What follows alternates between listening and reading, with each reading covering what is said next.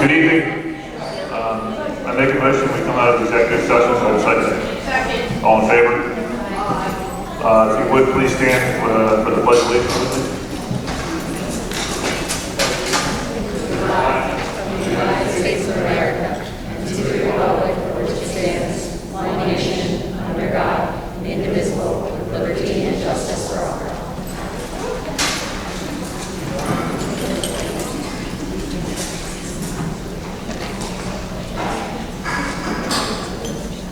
The first item on our agenda this evening is our retirement acknowledgements.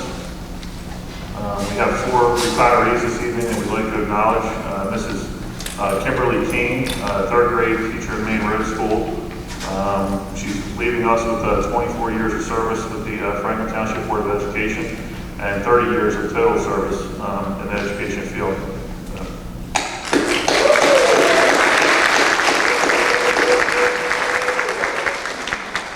Second on our list this evening is Mrs. Jun16 She's a paraprofessional at the Main Road School.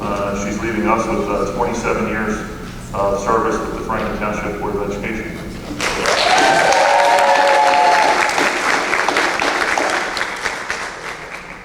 Third on the list is Mrs. Denise Annam. She's a bus driver in our transportation department, and she's leaving with 25 years of service with the Franklin Township Board of Education.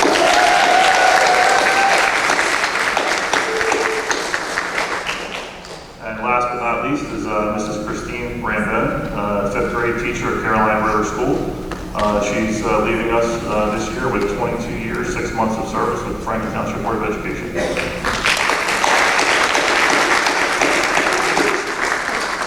I'd like to congratulate all the retirees, wish you all the best moving forward. We do have some plaques here this evening for anyone who's in attendance. If you guys want to go ahead and come up, I'll call your name, and Mr. Betts will present you with the plaque here, and we'll get some photographs. With that, looks like Mrs. Sinclair is the first here on our list.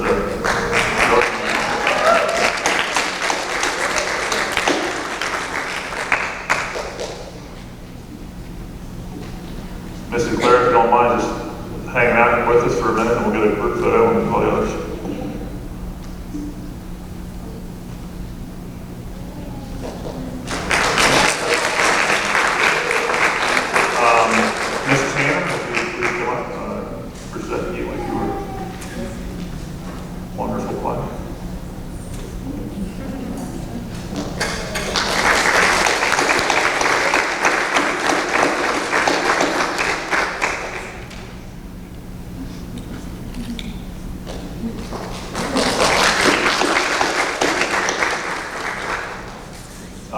Mrs. King, is Mrs. King with us this evening?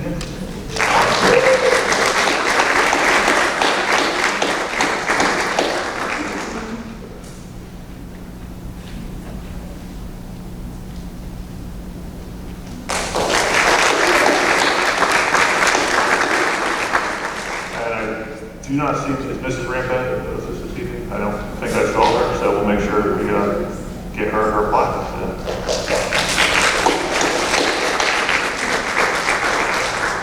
Again, congratulations on your retirement, and thank you on behalf of the Board of Education for your years of service here with us.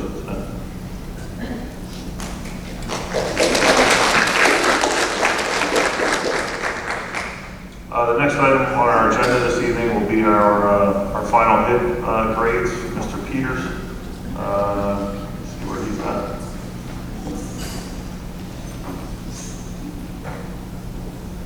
Good evening. Good evening, Mr. Peters. Yep.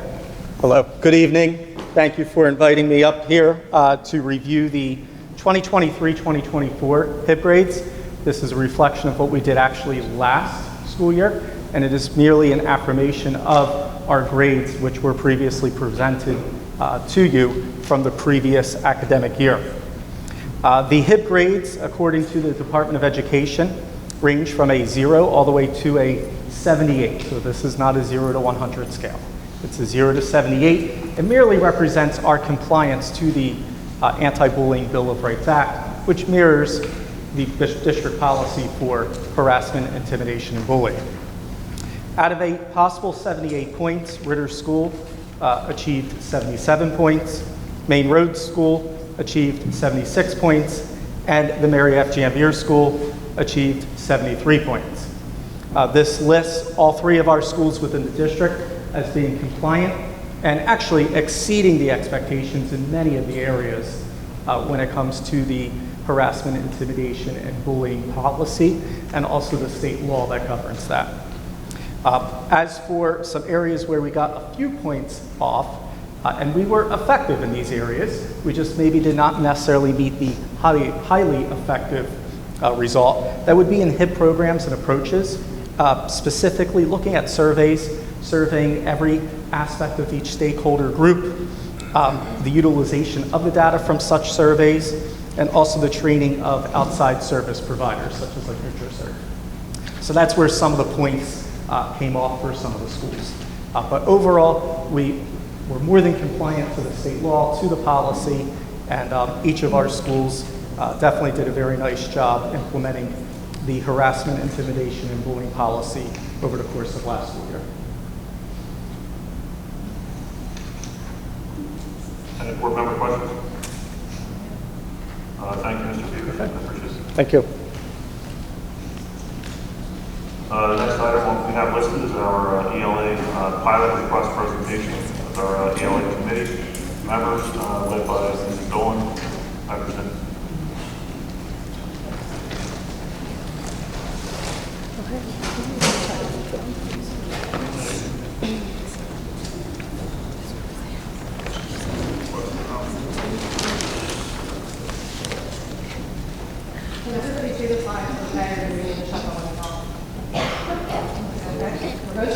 Okay, thank you. Good evening, everybody. I have next to me the ELA committee will be presenting to you. We have Casey Logar, one of our kindergarten teachers, Yusra Pence, first grade teacher, Melissa Iacona, who couldn't make it tonight, Amy Milano, one of our reading interventionists, Kate Treblehorn, special ed first grade resource room, Christine Rowan, second grade resource room, and Kelly Waddington, third grade ELA. So I'm going to turn it over to them, and then I'll be here for any questions that you may have. Good evening, everyone. I know Jamie just introduced me, but for those of you that don't know, my name's Amy Milano. I've been teaching in Franklin Township schools for 26 years. 23 of them were in a first grade classroom, and then the last 3 I've been part of the basic skills team as a reading interventionist. During that time, I have invested a lot of time, effort, and heart into helping the students of Franklin Township become successful readers. And with that being said, we're here tonight to seek approval for the pilot of 2 high-quality English language arts programs. The first is Core Knowledge Language Arts, commonly known as CKLA. The other is Magnetic Literacy, developed by Curriculum Associates, the creators of iReady. Our goal is to identify the most effective curriculum for improving student literacy outcomes, particularly in foundational reading skills, comprehension, and knowledge building. And here are some statistics, Did you know that 21% of adults nationwide are illiterate, according to the National Literacy Institute? And 54% of adults possess literacy skills below a 6th grade reading level. Personally, I find these statistics alarming. Also, according to the nation's report card from 2024, fewer than 1/3 of students nationwide are working at a proficient level in reading in both 4th and 8th grade. And now on to the rationale.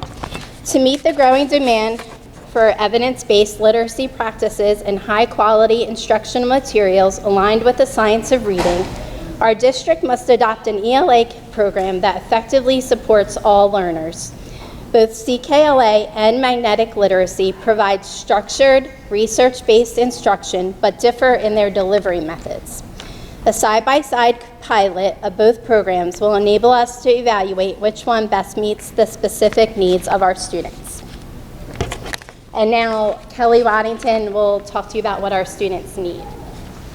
Hi, my name is Kelly Waddington. I've been teaching at Main Road School for the last 6 years. We have this direct quote from the Working Group on Student Literacy Recommendations report, which was published back in February of this year from a group called the New Jersey Working Group. They state that students need explicit, direct, and systematic foundational skills instruction that's both sequential and aligned to the New Jersey Student Learning Standards. Research has identified 5 key elements in a high-quality ELA curriculum: comprehension, fluency, vocabulary, phonics, and phonemic awareness. These elements are organized systematically and delivered directly and explicitly. You might have heard of the simple view of reading, which is the formula that suggests that in order for a person to achieve reading comprehension, they must be able to decode or read the words on the page, as well as understand the structure and use of the language that they are reading. For example, even if a student can decode words fluently, meaning accurately and smoothly read the words on the page, if they don't understand the language being used, they won't understand the text. Conversely, a student with strong language skills but weak decoding abilities will also struggle to comprehend what they read.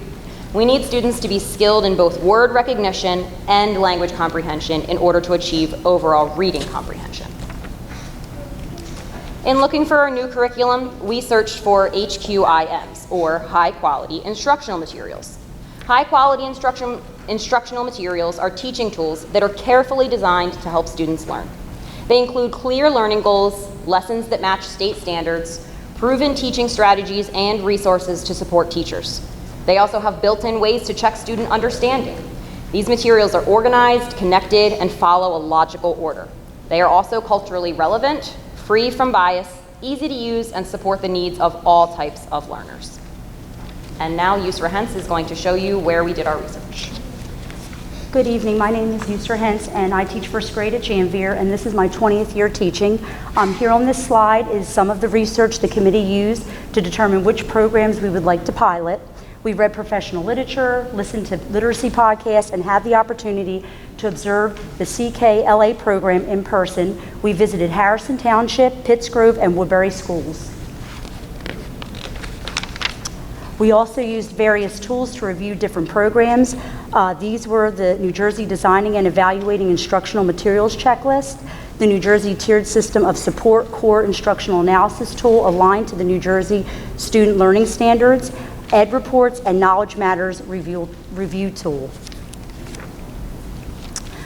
This is a list of the programs we reviewed and considered, and CKLA and Magnetic Literacy are our top choices to pilot.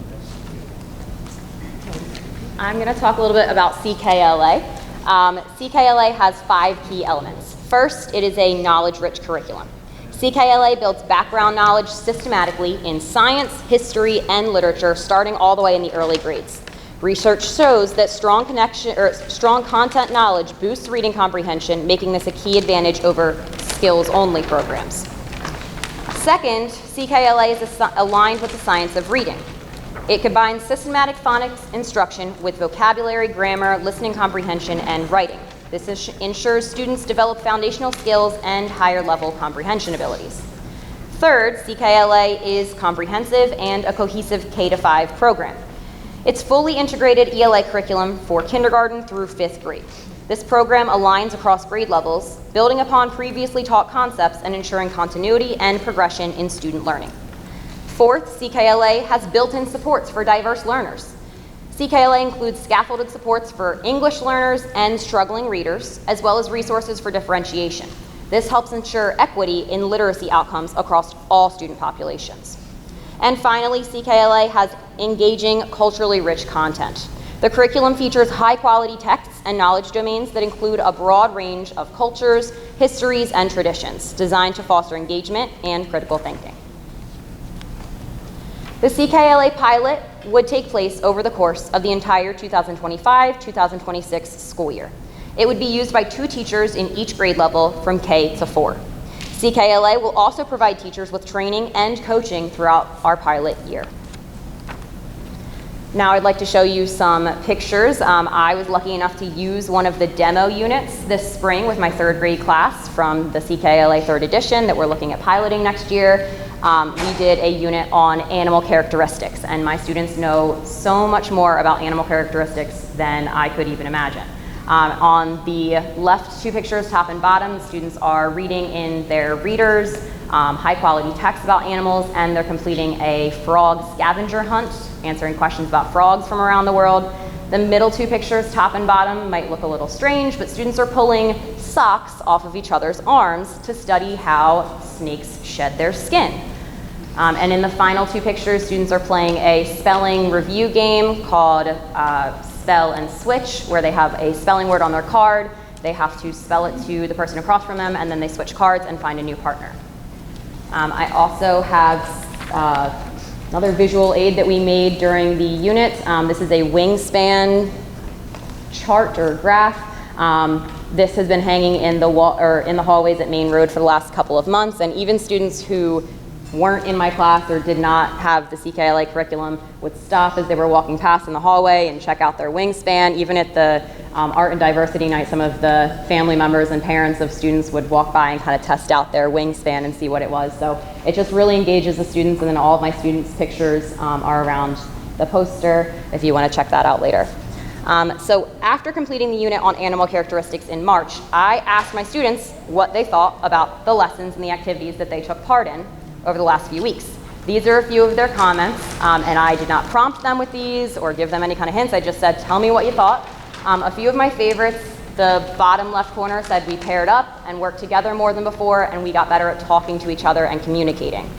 I also love in the top right corner, it says we got to teach ourselves more and we got to be teachers to each other. So they were working together and really sharing that knowledge between each other.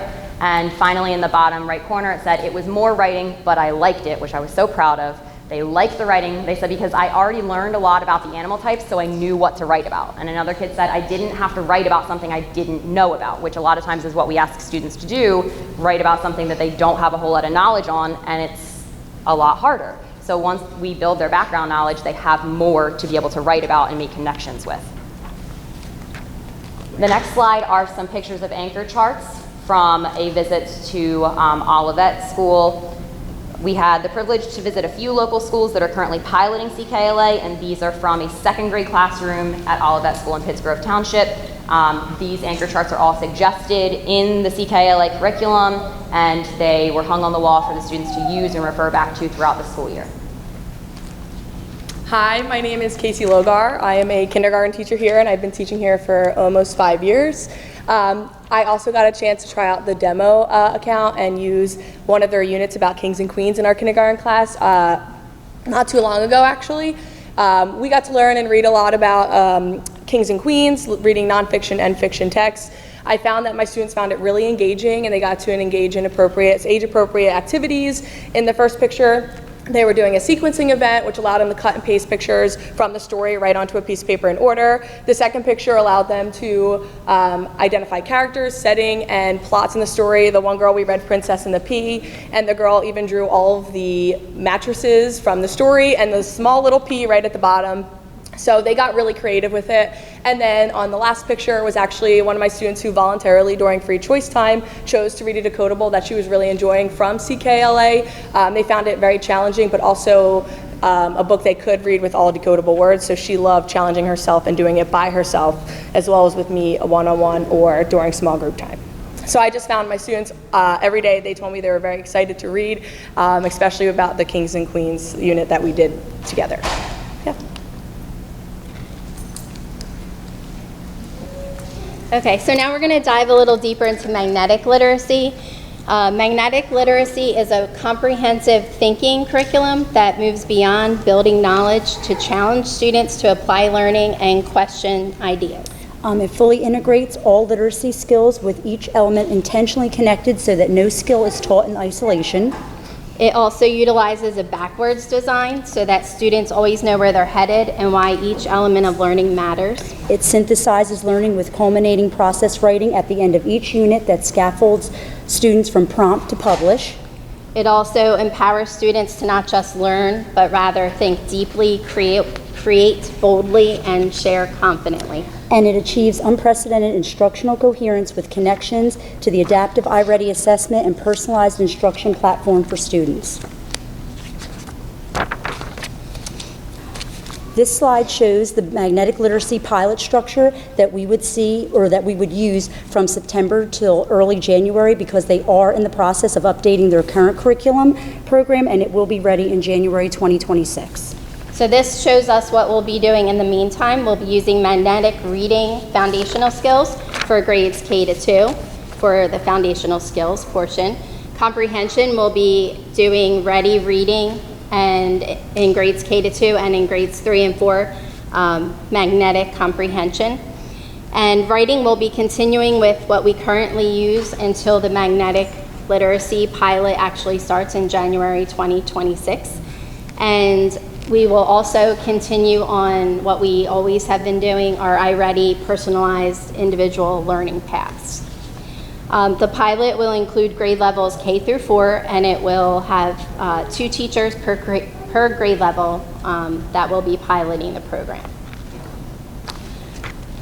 Yusra and I are currently co-teaching ELA in a Tier 2 and Tier 3 intervention classroom this school year, and we've had the opportunity to implement magnetic foundations for our phonics instruction and ready reading for our comprehension lessons as part of our intervention.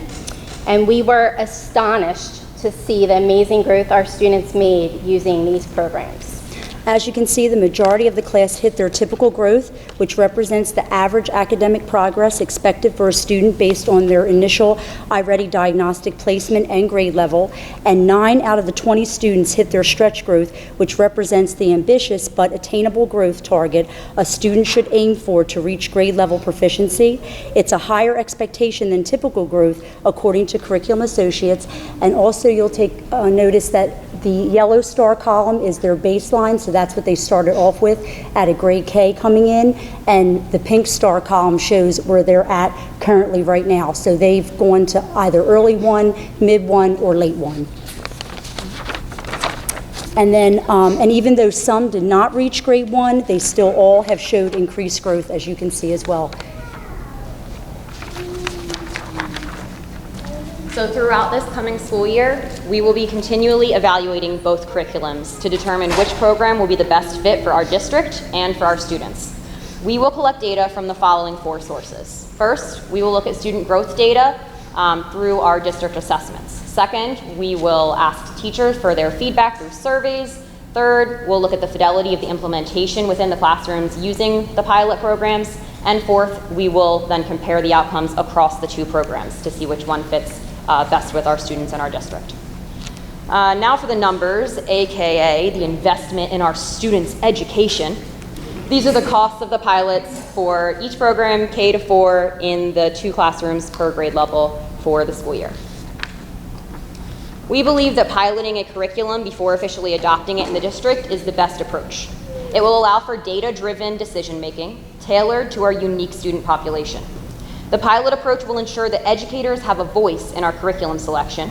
It minimizes district-wide disruptions while we are evaluating options, and it positions us to adopt a program that maximizes student growth and equity.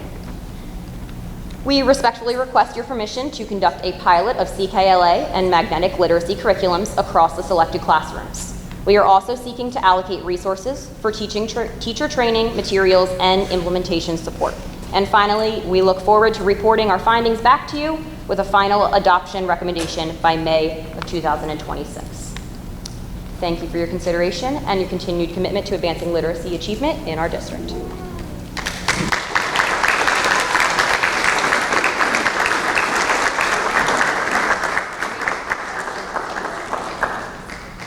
Thank you very much. We got an upgrade to the sound system, so a little bit of a learning curve. Thank you very much for your presentation. I'm hearing whispers from my fellow board members about how well you presented that information, and I'm very impressed. Are there board member questions? I'm sure there's going to be some from the other side of the table. Mrs. Shanklin. Could you talk a little bit about teacher training for these piloting, for those that are piloting? Does someone talk a little bit about teacher? Yeah, you good. Oh, come on, what are the teachers? What are the teachers doing? Well, they did a great job. I actually wanted to invite all of you to a classroom. No, that's not what I'm saying. I want the teachers to tell me what the training I know for CKLA, they have advertised that they have coaches that check in at least weekly with the teachers. We have like professional development that will be done. They'll be coming to our district and they'll be teaching us and working through the curriculum with us, answering questions. I know they have like a live document that teachers can add questions or comments to, and someone will within 24 hours answer them from the CKLA program. And I believe magnetic reading has probably the same kind of thing. Yeah. Thank you. Ms. Cunningham? How did you come to the 7 programs that you reviewed initially? Well, we originally looked at, like a lot of the podcasts kind of recommend a bunch of them to look at, so we kind of looked through that and just based on like teachers that are around the districts and what the districts around us are using. And then just based on all those review tools, we kind of looked at all 7 of those programs to see which one came up in the review tools as like most improved or like the best for the science of reading or most aligned with the science of reading. Okay. Have you looked at any research in regards to student outcomes with these programs? Well, we have our actual class, we have a little bit of outcomes to show, like our data that we showed you. Well, I know you showed for the iReady scores, Yes. Does that transfer to other, because obviously not everything is going to correlate with an iReady score. Right, We use that was iReady. just, we did magnetic foundations, and that is developed by Curriculum Associates, that they're the creators of iReady. Right. So that's why we showed our data to kind of support how great that program is. Right. But I as mean- far as the other ones, do we have? So all of the districts that they visited are currently piloting the CKLA. So none of them have had like a full-blown implementation, and then they're coming out with a 3rd edition in September. And then for magnetic literacy, that is new, so that's why we were looking at some of the data that they were getting from their own students. Right, well, I understand. I guess my concern would be that we want to focus on what the outcomes are for the students. Obviously, we want our programs to be aligned to standards, but standards aren't going to give us outcomes. True. Right? And one good thing about these curriculums is they kind of steer away from just sticking to just the standards. They teach more of that like background knowledge, which is how students can then complete the standards and meet the standards. And from what I know about magnetic, that's a supplemental program. It's not a core program. It's a core program. Okay. Magnetic literacy is a core program. But the foundation is a supplemental. Magnetic Foundations is their core program for phonics for K-2. Okay, so where does the language component come in for K-2 then? It's in the Magnetic Foundations, and what they're doing is right now they're revamping their reading part and their writing part, which used to be Ready Reading and Ready Writing, into Magnetic Literacy. So that way the Magnetic Foundations, the reading and the writing are all cohesive and are wrapped around the same themes and background knowledge that they're learning. So we haven't seen that yet. No, we have Magnetic Comprehension. We have their samples of the Magnetic Comprehension that they have now, so we have an idea of what that looks like, and then that's what they're making better to align with the Foundations part. And you mentioned that there's a difference in the delivery of the 2 programs. What's the delivery difference? It's just kind of the structure of the lessons. Like, I don't know that, like, you want like specific examples of? Well, I mean, obviously, you were saying that they both are systematic direct instruction, but Yes. it said that there was a difference in delivery of the 2 programs. I was just wondering what that difference was. So CKLA uses a lot of like read alouds, speaking and listening activities. There's not as many like, well there is, I was gonna say, there's a lot of students like working together and doing group work. There is some direct instruction, but there's a lot of like reading and also listening comprehension with it. So it's not just students sitting down with a textbook and answering questions, next to their book. There's a lot of discussion going on. The teacher's bringing like outside resources, like pictures in that show what they're learning about. There's videos included. There's like multimedia that is involved in it too. I just have a concern with the magnetic because we don't know what that language component looks like yet. The previews look really good. They really do. Mrs. Stark, any questions? Is the 5th and the 6th grade keeping what they had? Yes. They're excluding. Okay. I didn't know if I missed that. Thank you. Yeah. Michelle, is there anything as they pilot these, something that like answers questions you're going to be looking for that maybe they can focus in on during the pilot phase? So when they report out, they can... Well, I mean, just from what I know CKLA fairly well. Magnetic I don't, so I obviously researched about it, and my biggest concern with it was it didn't have a language component as of yet, and we don't know what it looks like. So I'm not sure why we would want to jump into a program that we haven't really seen a large component that is prevalent and needed for students to read. I mean, it could be wonderful. I'm not saying it couldn't, but I don't know, we're only piloting 2 programs, so I would hope one to take the 2 that we could get the most information from. Any other board member questions? I just had a quick question regarding the timing on the availability of the magnetic programs. Is that going to allow us enough time in order for you to thoroughly evaluate the programs in May? If I understand correctly, there's one component that won't be available until January, is it? I think it will. I think we're very comfortable with what we've been working with our reps on and the trainers that they've already brought in to talk to us and the mini units that they've shown us and where they'll be in January. I don't think it'll be a huge lift from what we're doing in September to December to January, especially in K2, because that foundation isn't really changing. It's more of the reading comprehension and writing components that are changing. And we had a meeting with the magnetic reading people just like a week or 2 ago, and we asked about that. That was one of our concerns, is how would the transition go from what we were using for the first half of the year to the second half of the year, and they said that's something that they're really considering, and they're putting out, like, they know that it will be a change mid-year and a jump, so they're making sure that we're ready for that change and that it makes, like, it's logical and makes sense for where we were at the beginning to where we're going to jump to with the magnetic literacy. Understood. Thank you. If there's no other board member questions, thank you again for the thorough presentation. Best of luck with both programs, and we look forward to seeing the results of 2026. Thank you. Thank you. The next item, I left my computer, but I believe the next item is the preschool distinction presentation.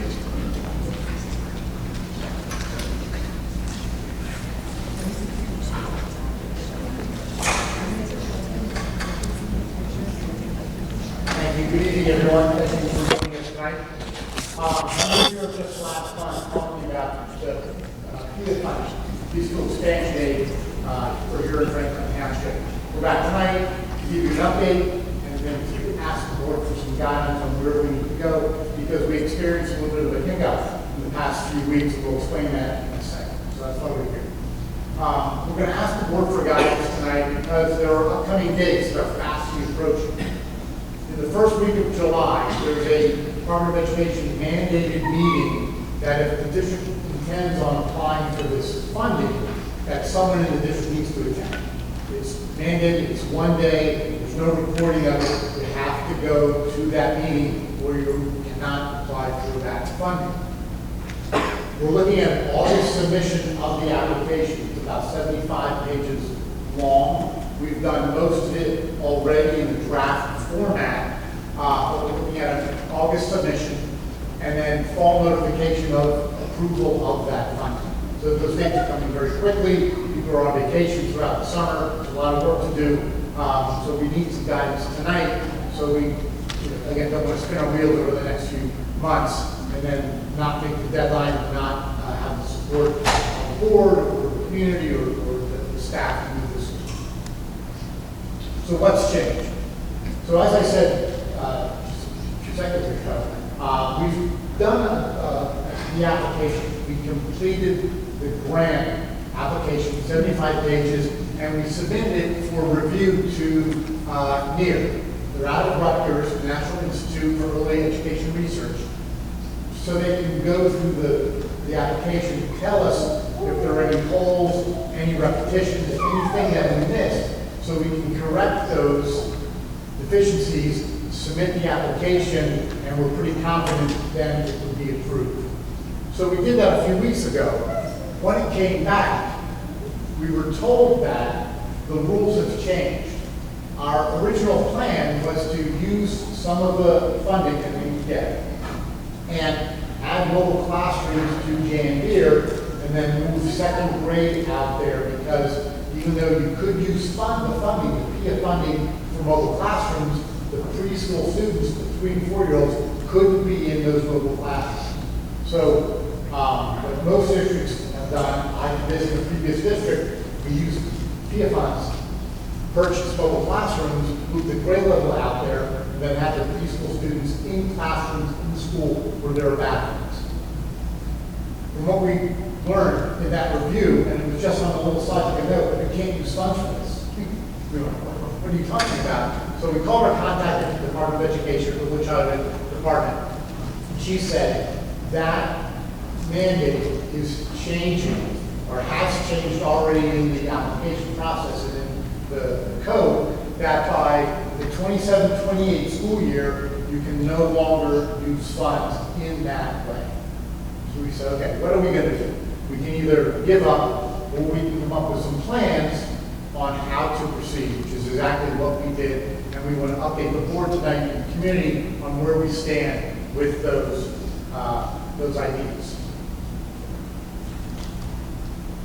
So here's the code saying that we cannot use temporary classrooms with the PIA funds.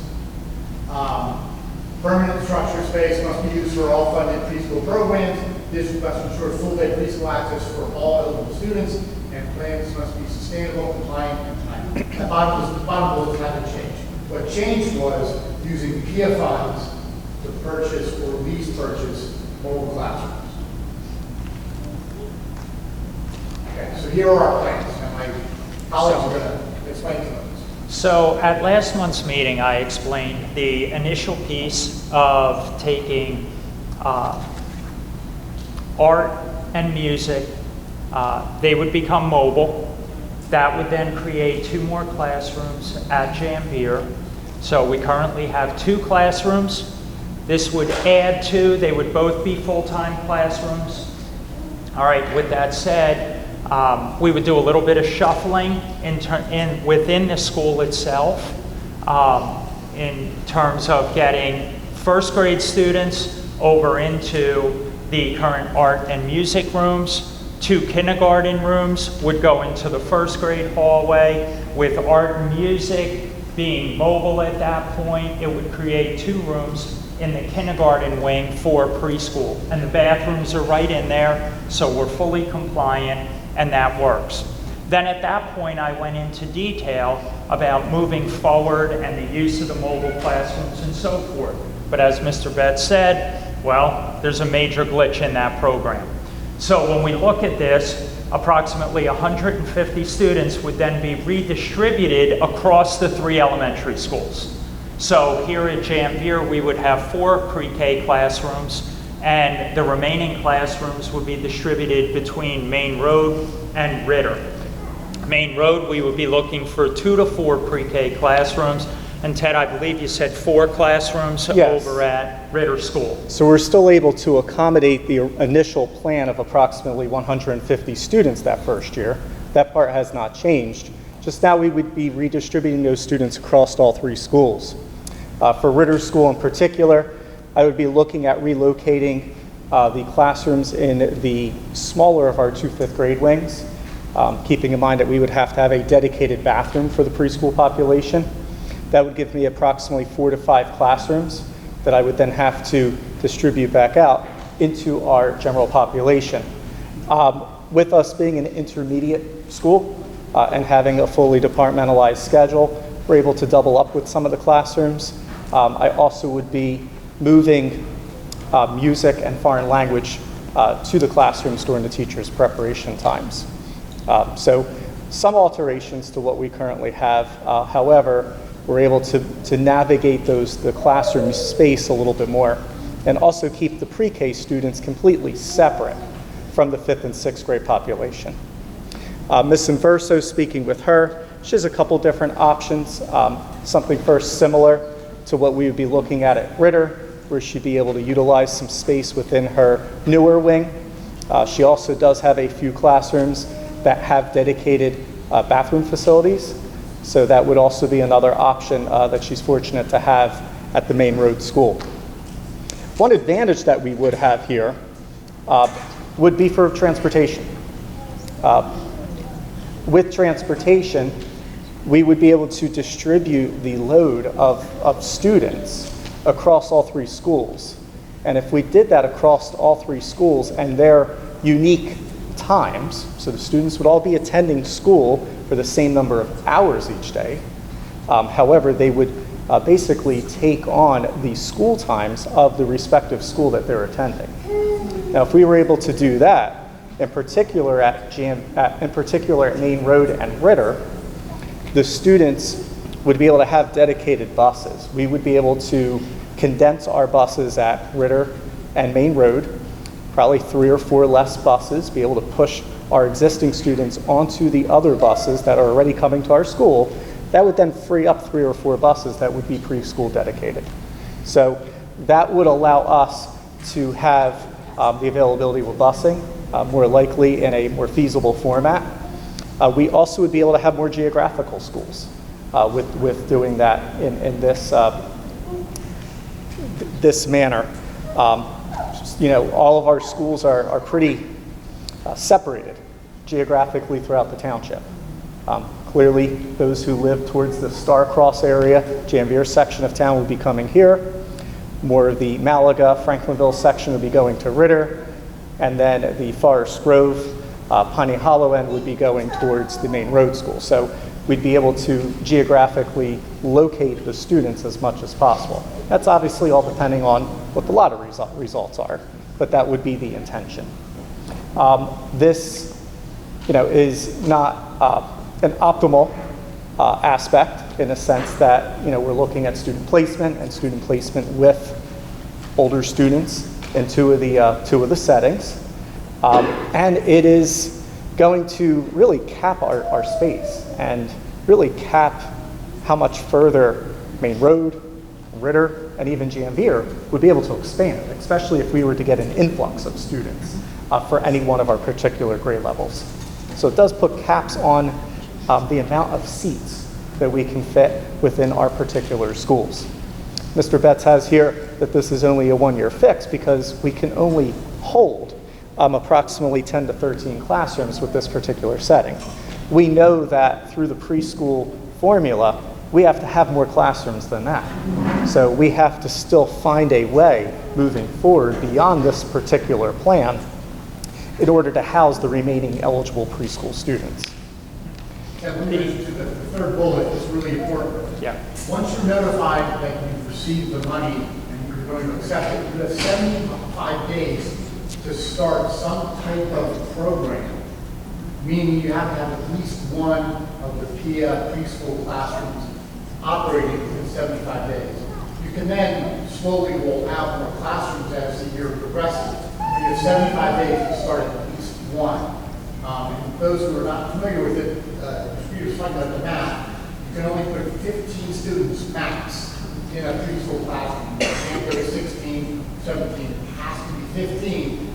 So we create 10 classrooms, and that 15 is 150. The problem is, and why it's a 1-year fix, over the course of the next 5 years, you have to service your entire universe of students, which we are calculating to be about 360 students. So that those 10 classrooms just won't be enough if we go there. Which led us to Plan C. So with Plan C, and I mentioned this with last month's presentation, would be to expand with external providers. Now, this could be twofold. We could either find a facility that we could then place our teachers into and merely use it as an external school for our district. The other plan, or other part of this, could be working with other outside providers that already have established preschool programs. This could be with another public school, could be with a private school, it could also be with the local Head Start. So we would have to search, which is part of the plan anyway, we would have to search for not just in our community, but also locally, okay, and possibly in communities immediately outside our own, for other agencies that operate preschool programs. Now, the negative with that, there would possibly be a lack over our actual control over the curriculum and quality assurance. We would be sending students out, our own students, to these outside programs. Now, with certified teachers, with they would be Franklin Township teachers, but still following the same guidelines set by the state, but now at a different facility that's not here within our own district. And just to build on that, as Ted just said, there are guidelines that the preschools must follow. They need to be compliant, with those space guidelines and so forth, time of instruction. So it truly is not just, well, find a preschool that's willing to jump on board. If they say yes, they're right in there. We need to make sure that they're also compliant, as they will be audited by the state, making sure that it all ties in the way that it's supposed to. Unfortunately, we've already put opportunities out. We've already sent out correspondence to a variety of different providers within our local community. We have not received any positive feedback yet, offering their interest or assistance with this program. So that is a negative that we do have to consider when looking at this particular plan.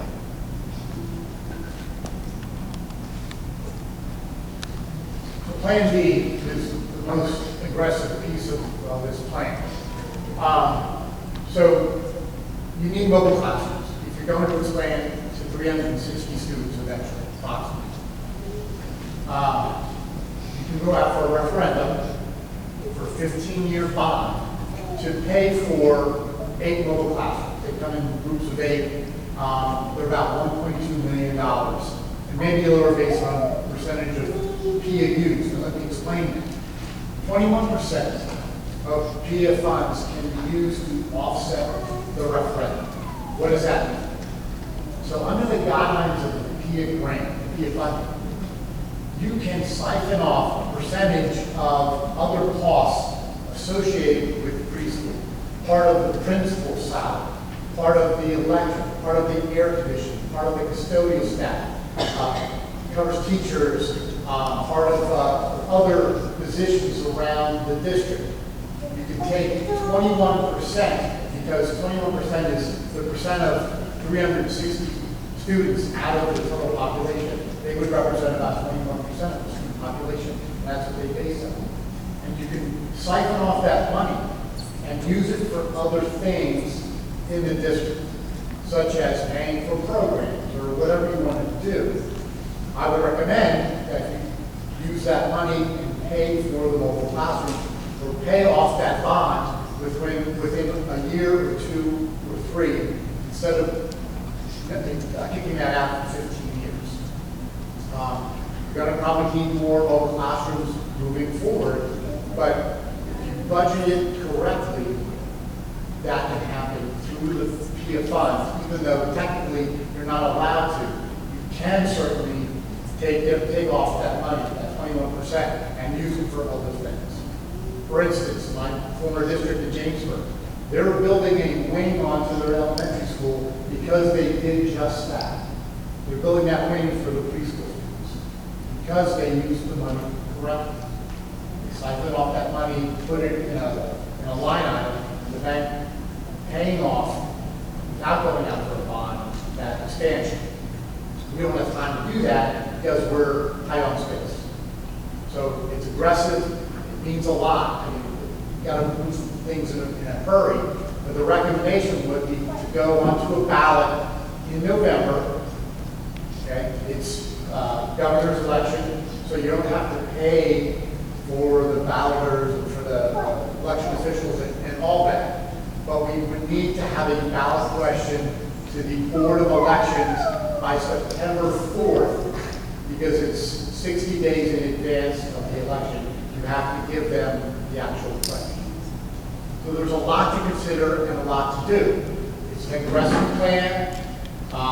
It's not the plan we originally talked about because of that mobile classroom pickup.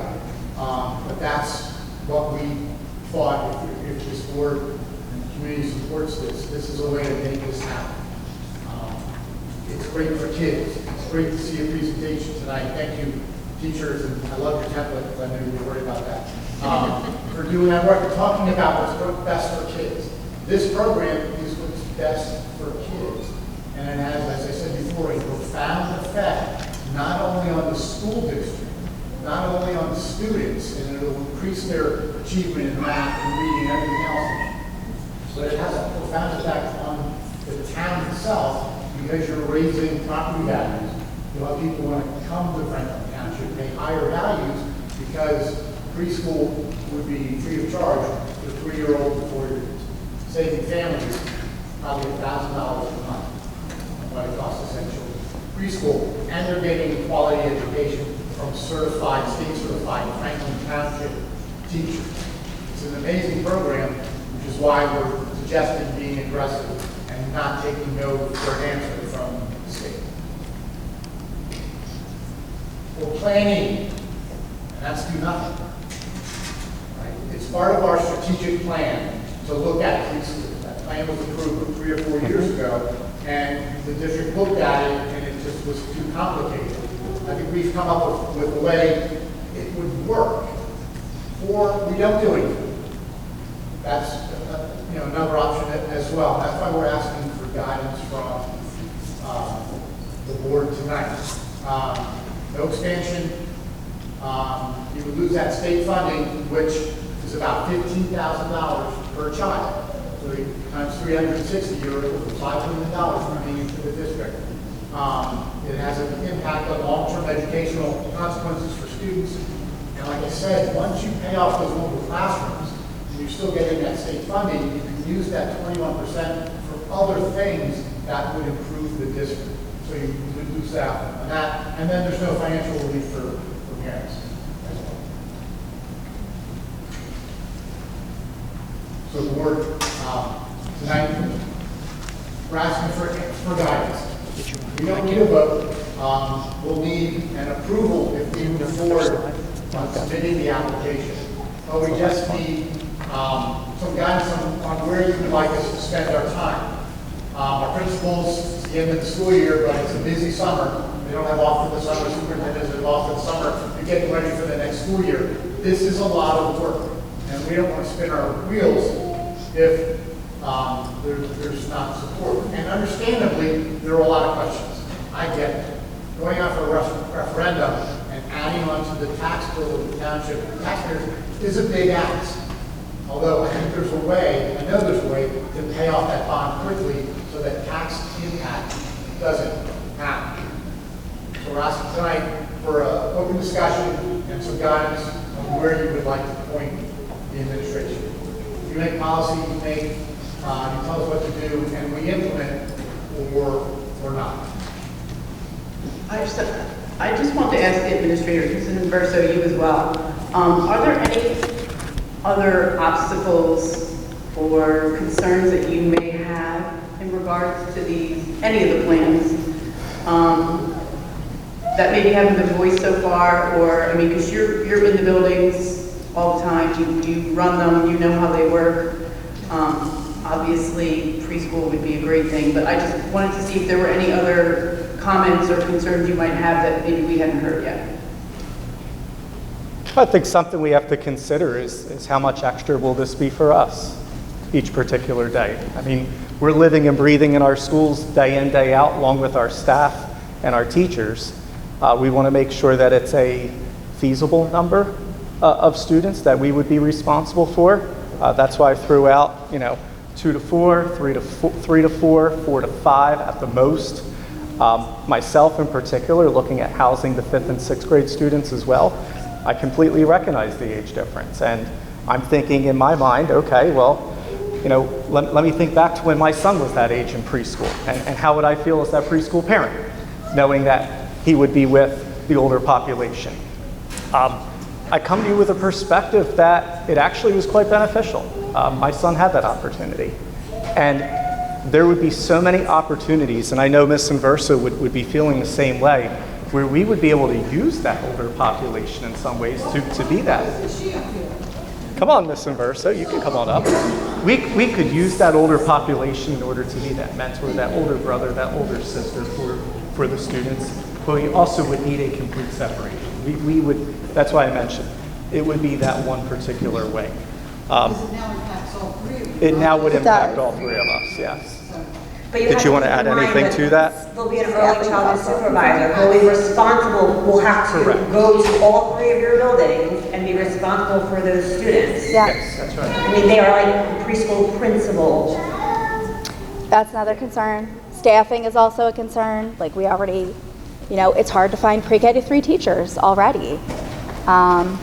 So that's a concern that I know we haven't already added. But Yeah, I mean, that's something that we've been talking about throughout the course of our endeavors, looking at preschools, just staffing availability, not just for the teachers, but also finding some support staff as well. support staff, aides.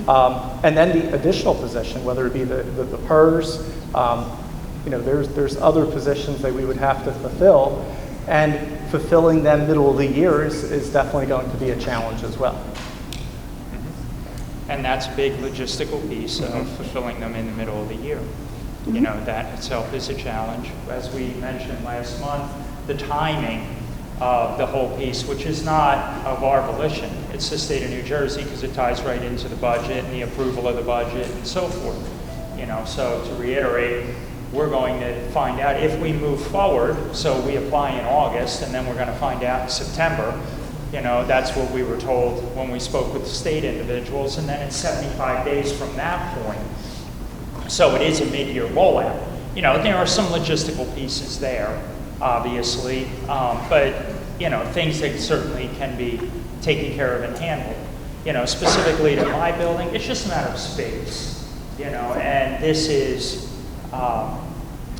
really at that point, all of our space is going to be used. And the idea initially of, music and art, they would go, in effect on a cart for a year, and then with the mobile classrooms, they would get their rooms back. This type of thing, that wouldn't be the case. It would be more of a permanent type of piece, but that's part of the balance and the juggle scale of decisions that we need to make. So, there are my 3 cents. I have quite a few questions. Was there any other board member questions? Go ahead, Mrs. Franklin. This maybe is for Trish and Brian. You were saying that, well, first of all, to speak to this, Henry, about the 75 days, I think if that's the case, we really only have to start the program within 75. It could be like literally one classroom. That's true. Within that 75 days. That is true. That's the beginning. I think, Brian, we talk about the ballot. Should we go with plan, whatever one of the 12, 15 plans is? Yeah. For the referendum? Because it's not a date. How can we possibly put a referendum out before we get approval from the state? So if we're putting this date, this is what I don't understand, like, we can't even send it out, the state won't approve till August, and we have to have it on by September 4th. Because you can hand walk that ballot on the 4th of September to the county board of elections, and we're told we would know if we're going to be approved in August, so we would have some time to, like I would have We have a Jeff. ballot by September 4th? Yeah. No, you have to submit it. You have to submit it. I just read that. I'm 60 sorry. days before November. And let's say the state, all this is contingent on the governor and passing the budget and all that. So maybe all that gets delayed, and we submit the ballot question on September 4th, and then we realize we don't get approved or something, we can always pull it back. We can always pull it back. They just need to print the ballots. Yeah. Yeah. But the nice part about that is that it won't cost the district $10,000, $15,000 to run its own election in January or May or March, whenever. Okay, thanks. Brian, one thing about that, one question, maybe clarification. I mean, based on my experience, there's not a rush. I mean, referendum is a scary word. It's like a lot, right? I know.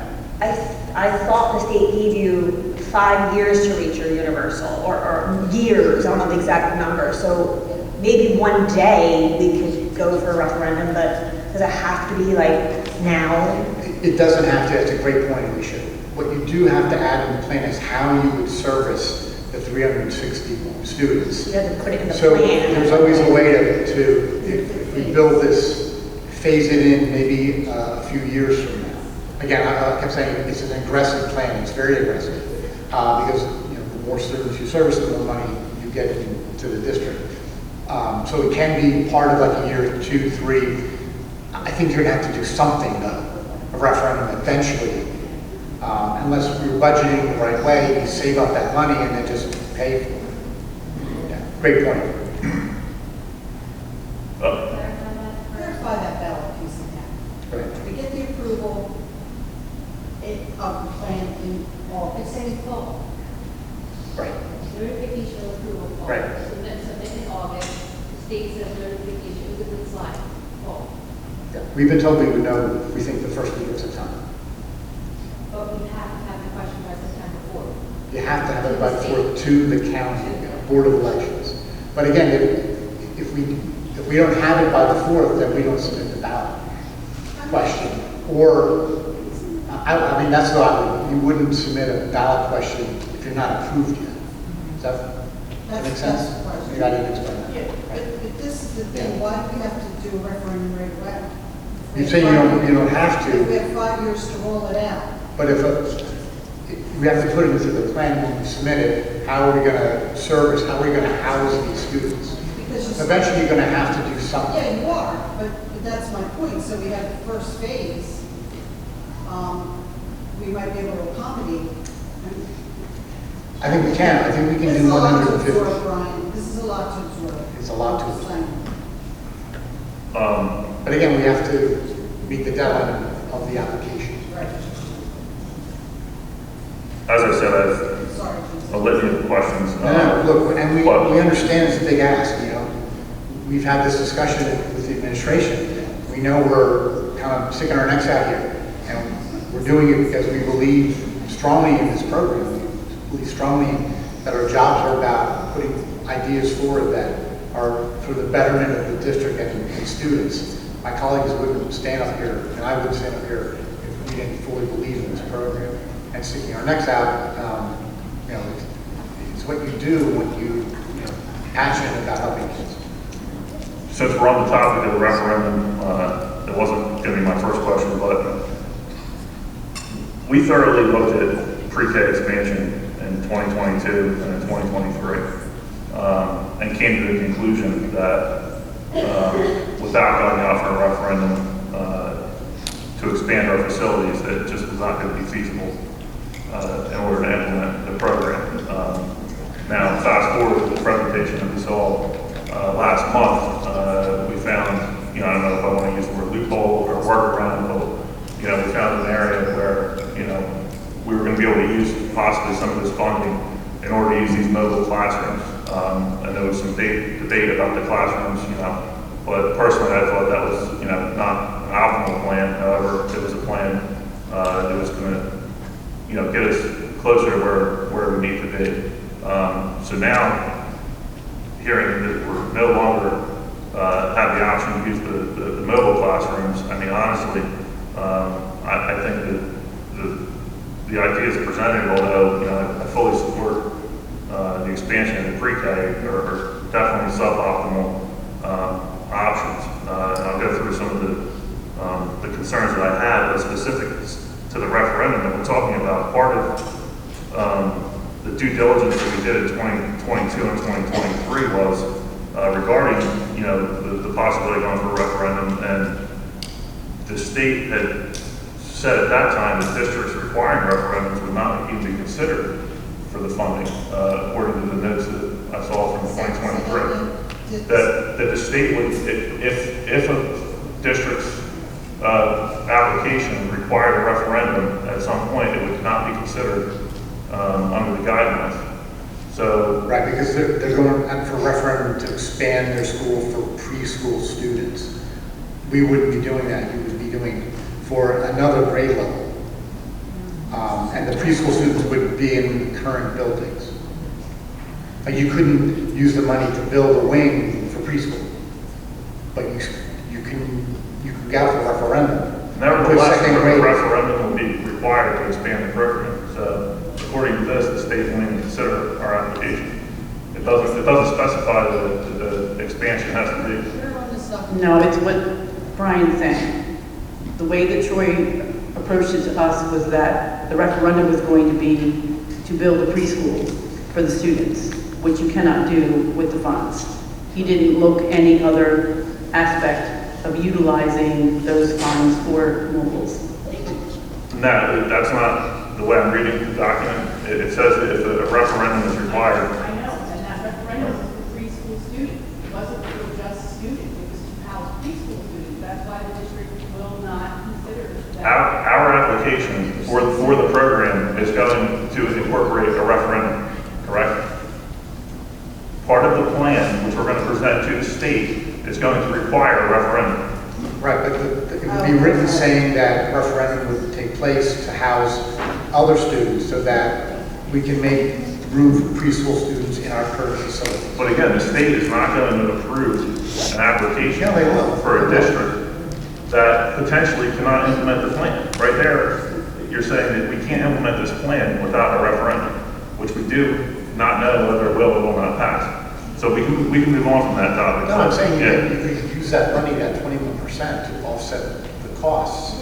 And going out for a referendum, you can either pay off that bond or use that money for other things for the. What I'm saying is the state is not going to approve a plan that requires a referendum. I disagree with you. Well, that's fine. I mean, we all said, well, we're getting free, mobile classrooms, but here we are. So moving on from the referendum point, again, the statement that we can use 21% for a referendum is also misleading because we were previously told that that money was going to go towards supplementing our current budget. So, so taking that money now and using it for some other purpose, again, is not consistent with what was previously presented to the board.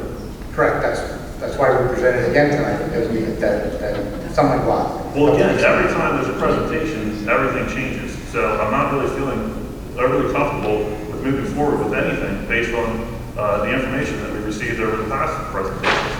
So that being said, let's talk about the transportation piece. Can I ask a question on that, about the referendum, to clarify? Only because I've got a little confused.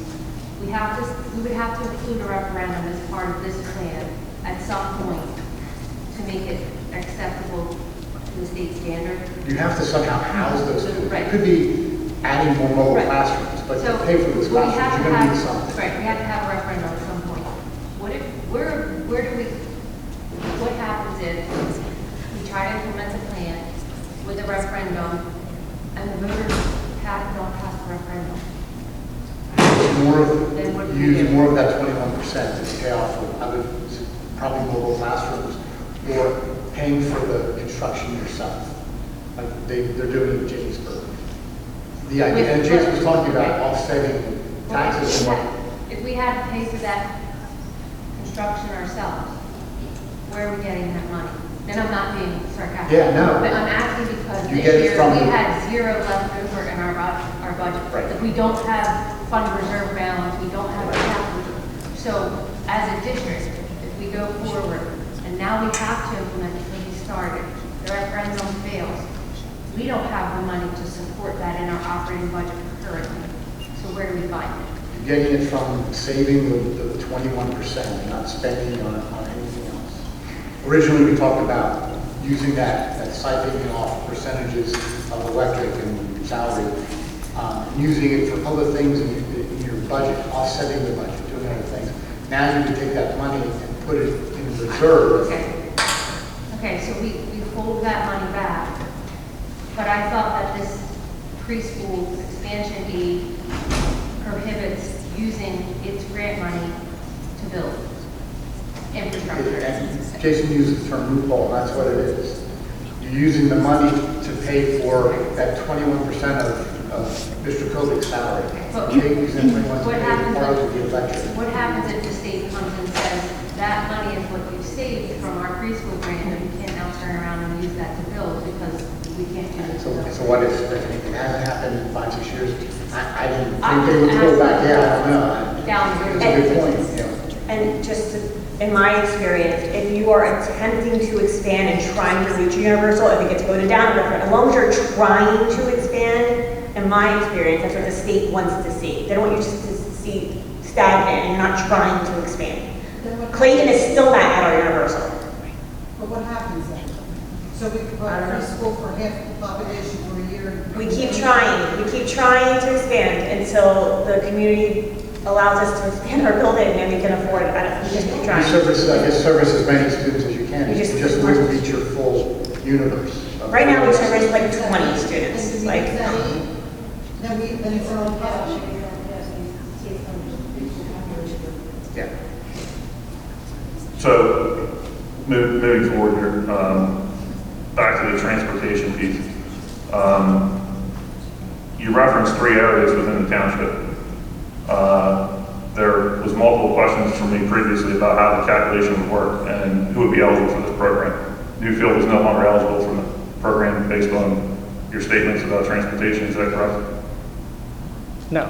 Newfield, we No, I was explained that. just referencing the different areas of this town with the geographic locations of our school. So Newfield would not receive transportation under this program? No, No, they would. They would. they would. And it's in the code that Newfield has to be part of this.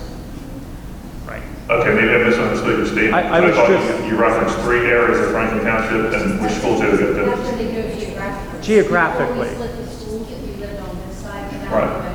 But Newfield was not mentioned. There was no mention whatsoever of Newfield. I was just It's an generalizing. example. I was just generalizing. Wasn't mentioned either. You know, it was just a general. I was just statement. generalizing. Okay, I understand. Just So, generalizing the different geographical. prior to me being elected to the board, the schools were set up geographically in that manner, correct? Yeah. Why are they no longer set up that way? Hey, It's a genuine question. It's a serious question.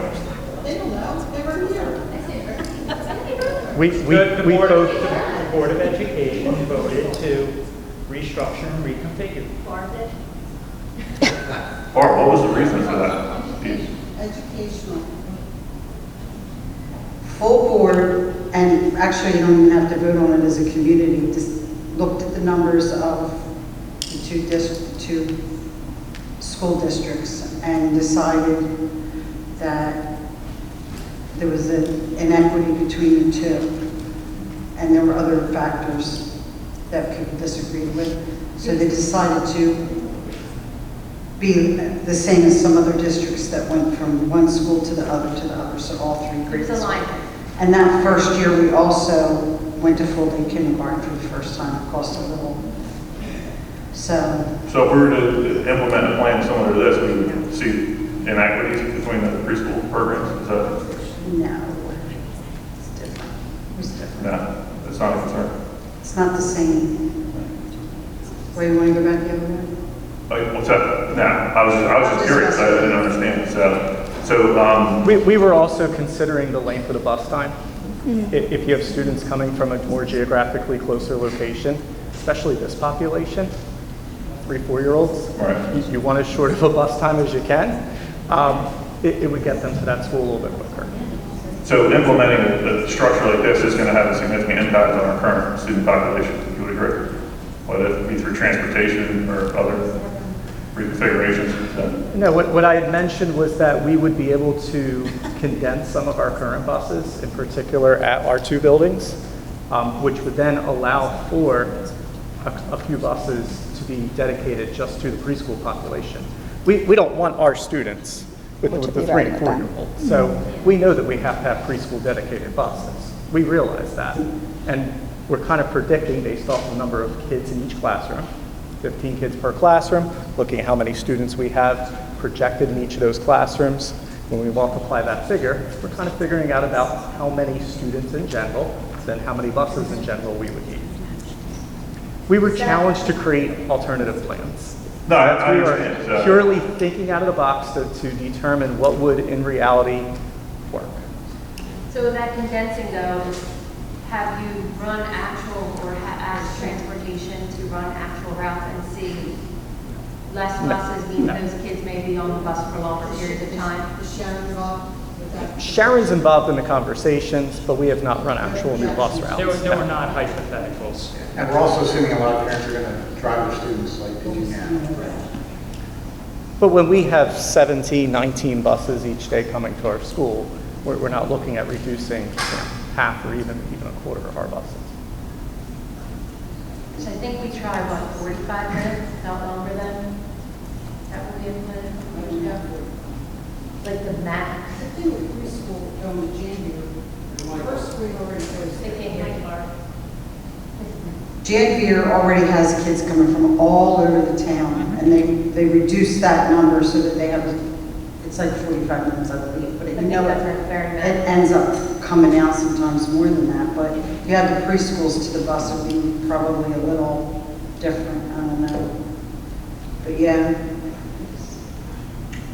Yeah, again, I could probably go on like the questions and different concerns, but just to recap, I mean, like I said, we reviewed this once, and we have calculations on what it would cost in order to do that, to implement the plan correctly. I don't think that the options on the table right now, again, are even, I've described it as suboptimal. I think they're going to have a negative impact on our current student population. Just going, I don't see us being successful rolling out a plan like this in this manner. So I don't know what the rest of the board feels. You had said, Mr. Peters, at Ritter, you would have to double up on some classrooms or use some classrooms during teacher prep. What did you mean by that? So looking at a more middle school-like schedule, teachers who are on prep, even in lunch, we could always have classes that are in session at that point go into those particular classrooms. It's something you commonly see in a secondary setting. And then your specials would be on parts as well, obviously? No, just two of them. Just music. Art and music? No, not art. Music and foreign language. Art would still have its own dedicated classroom. So I have a question as a parent. If I live on your side of town and my 3-year-old gets picked for the lottery, they're starting school at 7:15? That's what we threw out tonight. That's my concern, is that everything is just thrown out. And there doesn't, again, I appreciate all the hard work that you guys have done, reviewing this, but it seems to me that every time a hiccup comes up, we're just going to plan B, C. Just the fact that we have plan E is a red flag to me. And again, I don't mean to belabor my concerns, but I'm sorry. I still have more questions. Yeah, I apologize. Stephanie, there's actually a point we probably didn't even think about, but there are ways probably around that you could have, the students in preschool, they have to go the length of the day as everybody else, but they don't have to follow the exact time. Right. But they can go earlier. In Ritter's case, I would say, step back. And that, I appreciate that. I have gone, I printed out each of the slides and I made all of my notes because I feel like you want guidance, but you just said like that's an idea and this is what we're throwing out, and we have to decide on something that is going to have tangible outcomes here, and we have intangibles floating around like when we do. It's hard to. I understand that, I really do. I have a question. We're under the timeline of the state, and like I said, we're passionate about this. We're confident that we can make it. I think we all are. Everybody here asked for this work to be done. Yeah. It's just the answers we're getting are. Could we come up with a plan as a board and apply for the grant next year? Not saying I think everyone here is for the preschool program. However, I feel like there's just options. You can certainly wait a year to apply. I would caution the district when we were in discussions with the department. This year, the state allotted, I forget how many, like $50 million for this program. They're anticipating between 10 and 15 million this coming year. So that window's getting smaller of districts that would qualify. We have a leg up because of the the status of the district, we'd already qualified for the funding years ago. Last year, they opened it up to all districts. It used to be just a handful of districts. Now it's all districts, but because we originally qualified, I would think that gives us some points to get approved. But that money is drying up from the state. So I don't think that pool is going to be there, but it's not going to be as expansive as it once was. So you run the risk of state saying, we have people, we have districts in this program, we're done. You know, we'll fund the programs that are in existence, but we're not going to allow anyone else. That's what the risk you run. And again, it's another, another. And Plan C says that no room in district, so we must partner with out-school preschool providers to absorb the overflow. You said you've still not heard back from any outside providers? No, we reached out to them, we sent them letters. We put together a pretty extensive list of providers. We sent them letters. And that's part of the application, that you have to do that. What we would do to go that route, we would knock on doors, make phone calls. I made a couple phone calls. We would actually go to the places and say, hi, I'm Ted Peters, I'm Principal Ritter, we're doing this preschool, you know, try to, and we would be more aggressive. But part of Plan C is using them, and we still don't know their status. The that's required. We have to do that. Right. Be part of it. Right. But, So wait, I haven't. but we had a gentleman talk last month. You know, the jeopardy is putting those institutions out of business in preschool. The idea is that they make money because our students are there. We pay them tuition, and they may not understand. Right. I have one. So we would explain I think I have one more thing too. All right. Plan D. It may require more units moving forward. This is where I wanted more clarification. First of all, how many more? We know. Because originally it said 24 Well, total. if no outside provider It could be max 24. could be, I mean, do the math, you have to house 360 Right. students. 15, no more than 15. Right. So, what my question is, if we needed more of those units, okay, let me back up. If we put in a referendum, we would have to ask for, you know, tax incentive, the referendum to the public. And if they voted no, we have to use that money then to put towards building, right? But that's the same money that we're going to try to, That money is in the general fund. before that You can use it for portion something. would get to that, we're supposed to be funneling that money to pay for more mobile classrooms. Right. So it's the same money that we could possibly be allotting to two things and. Well, you put it in your enough. general fund. You don't have to. Does you know what I'm trying to, I can't. No. All right, if we said we had a referendum. What units now? Takes that 21%. If the referendum doesn't pass, and I said, okay, so now we're already in this program, and they voted down, how do we pay for everything else? And we're siphoning that 21%, and we're saving it to build or whatever. That's the same 21% that instead of Plan A using to offset everybody's,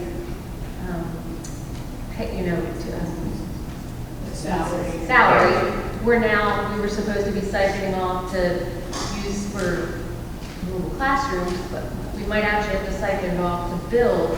It's the same pot of money that we may have to use two different ways, correct? You have to figure that out. You have to look at that plan. Yeah, I understand your theory of 21% is the best. But do you have any calculations to support that? Or have you done any calculations to support that? I can tell you it's 21%. I can tell you that much. It depends on, you know, if Mr. Kobeck unfortunately decides to retire in a year or two, his salary, you know, it'll be someone else's salary. So it's hard to predict what that would be. And utility rates are going up or down. You know, it's hard to predict what 21% of all that would be. Custodial salary, food, all those kinds of things that you can siphon off. When if we were to partner with an outside agency, what tuition rate would we pay? It's negotiable. We know we get $15,000 per child. You would sit down with those individuals and negotiate on how much they would charge us for basically for rent, a room or two, or the playground, whatever it might be. I've seen it somewhere, it could be $4,000 or $5,000 per child. That's for the facility, and then we provide the educators. Yep. Now, I also read that the state is increasing the square footage requirements on the classrooms per child effective 2025, 2026. They're trying to make it so that a lot of when you go to the private providers, they can't or won't participate because their rooms are too small. So they're looking to waive that. And they're moving it from 950 to 900. I thought they were increasing it, not decreasing it, but do hour classrooms. They do. They meet the requirements. If we were in fact moving forward. And they have bathrooms in the classroom. It's not a mandate, but bathrooms have to be within sight of the room. In this instance, we based our plan around classroom bathrooms are already in the classrooms. And the curriculums, are they, as I believe, they're play-based? Play-based, Are play, play-based? yes. Yes. The state lists certain curricula that we have to Well, out of choose all from. four to choose from, they're all play-based? Yes. So the school board knows how I feel about preschool. I've been felt very strongly since I got on this board. I thought this town really needed preschool. I see the reward, I see the growth, I see what it can do to a district. I do think there is risk. I see the risk, but I do think the risk is worth the reward. I think in any change, this is a huge change, but in any change there's risk, and it's scary. And I know that you guys, you want like a black and white answer, but you're not going to get that. It's kind of like we're going to go, kind of just build it as we go kind of thing. I think we need to start off small. Their first plan is just 4 classrooms. I think 4 classrooms is amazing because it's better than what we have now. And we just keep trying.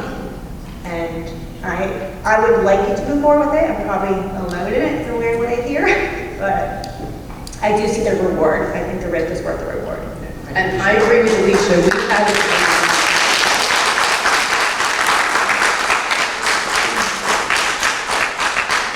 We have the preschool in Monroe, and we're in our 3rd year of expansion, and we are expanding to every nook and corner in every building, but we're making it work.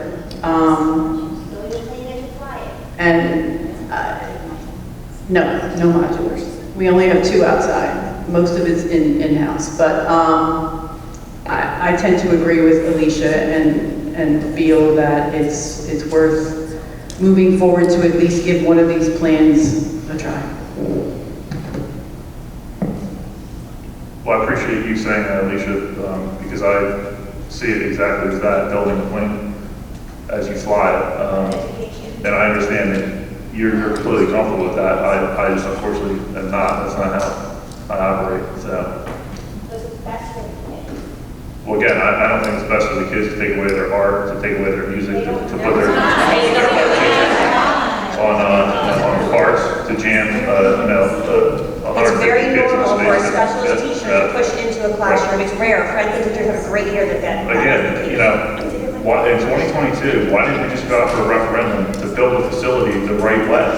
Like, why don't we ever do anything the right way? We should have. We should have. Right. You didn't want to raise taxes for years. Listen, we could have went out for a referendum. Well, I think what. Why didn't we use Lake School at that point because it wasn't sold yet?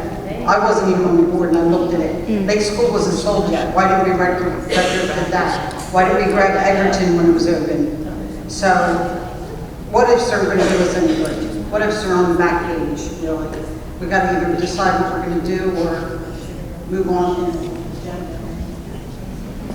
I think the struggle is that it's left to 9 of us who want pre-K, but are afraid to hesitant, not afraid, hesitant to make the decision that the outcome could be at the expense of the current students we have. That's where I think the hesitation is. I think the hesitation is that I understand the risk, I get that. You don't get great reward if you don't take big risks. I live that every day. But I wouldn't take a huge risk on something that I'm not really sure of all the parts of this land, and then we kind of have to figure it out. We might have to use loopholes. That's where I'm nervous, because you can't operate a business like that, and that's my life experience. So that's what I mean. I don't mind the big risk, but when I know the pieces. When I know I have the money that I can pay for it. That's what I mean. Like, that's it. And then a referendum. Getting a referendum in this town. But they know it's for preschool. They know that it will help preschool. They were very vocal about it on social media. They wanted preschool. Yeah. I understand that. So I do, but I don't know how many people aren't that if we get into this, knowing we have to have that component somehow, some way in the future year, and more people that don't want to come out, like, what do we do then? Now we're already flying the plane that we don't have the part for. Are we going to crash and burn? Because I don't, whether we're here or not, I don't want to leave this something that might crash and burn, because it's so rushed. That's my problem. It's so rushed. Listen, the state of New Jersey did with the NJS. It was going to be all online, and guess what? Now figure out how to get all the computers to test all these kids. They did that to all of us. And whether or not we had the money in the budget, we had to find a way to do it. Yeah, but we had that. We had no choice. This is a choice we have to make. Well, not if we go forward, then No, I mean, this is a choice left on us. So let me remind you all that we don't need a final vote. We just need some guidance. We'll spend the next month trying to answer those questions, putting the program together. Got a notice today there's an online information session from NEAR that we could attend. Maybe we can answer some of your questions or not. We don't want to spin our wheels if it's a dead no from the board. I need 4 people to say move this forward or not. We want to know, because we have school to close up and we have school to open up in September. And you're hiring a new superintendent. I know that's a part of this as well, right? There's that transition piece. So there's a lot happening here in Franklin Township. But again, it's all good. It's all really good stuff.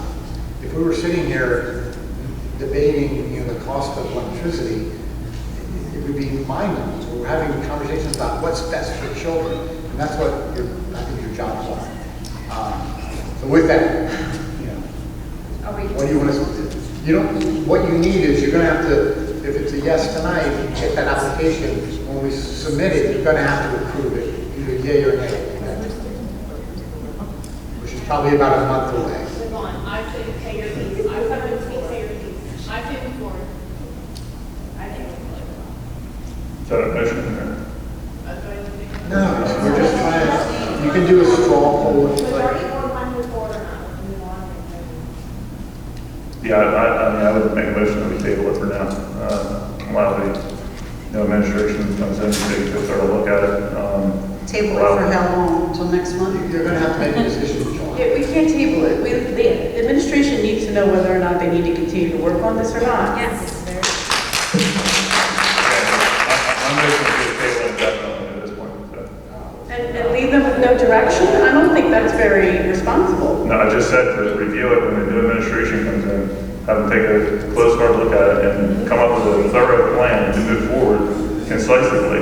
I think it's irresponsible to continue to move forward in a manner where we have no guidance and no clarity whatsoever. Again, that's my personal opinion. That was my motion.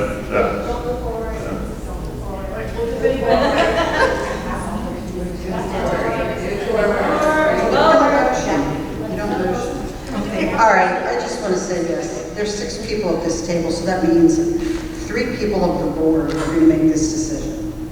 I think that's irresponsible. I think you have 3 more people that should be here to make, 3 of us make, okay, come more rise. That's a them problem. Well, you can't always come to everything. You've missed some meetings. I don't want to hear it. I don't want to hear it. You've missed meetings. I think 3 people aren't enough. And I'm saying, as much as I want preschool, I don't think the plan is significant. I don't think the plan is clear enough. Sorry, everybody. I say no. Let the next person in if you want to pursue it later. Yeah, I'm in agreement with you.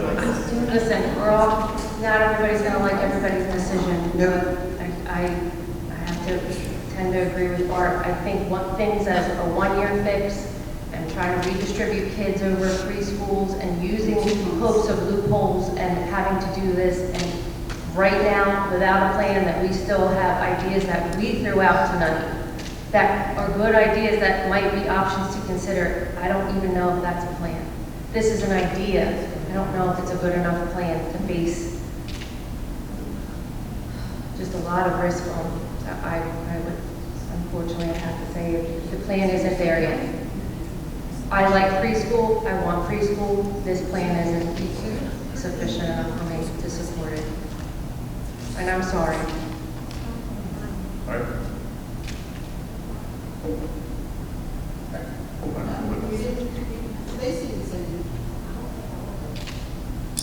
You don't have to vote if you don't want to. An abstain. 3 no, 2 yes. You can abstain if you would like to.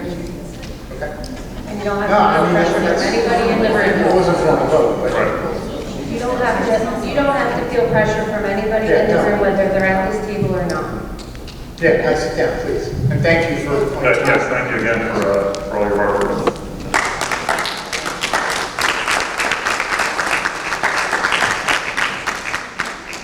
This decision was easy. It wouldn't have taken all this time.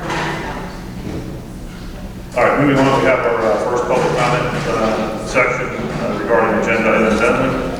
Make a motion to go to the public, second. All in favor? Good evening. Good evening. Do you want to give me a microphone? I can talk loud. I'm loud and proud. I can speak loud. My name is Brooke Sanders. I wear many hats in our district. I'm a mother of 3 children, all 4 and under. I'm a Franklin Township resident. I'm a teacher here at Janvier, who has many roles within the district that I proudly serve on. Finally, I am the membership chair for the TFEA. I come to you tonight to speak about an important topic that is lingering in the room, the pre-K program and expansion grant. I want to make this clear that I come to you tonight speaking about this program that my 2 children, age 4 and 3, will not reap the benefits of for the following school year because they were not selected. So I want to make that clear that I am not speaking as somebody that's actually benefiting from the program, but I'm still standing up here tonight because of how strongly I believe in this program as a community and a staff member. There are a few statistics that I would like to touch on tonight. All of my statistics are backed by research. I will gladly share them with you if you need it. Children who attend high-quality preschool enter kindergarten stronger pre-literacy, vocabulary, and math skills, something obviously relevant to our conversation tonight with our ELA curriculum and our ELA committee. Long studies show that lasting academic gains, including higher test scores and reduced need for special education, come from our pre-K program. I would appreciate it if you would listen to me, Mr. Brandt.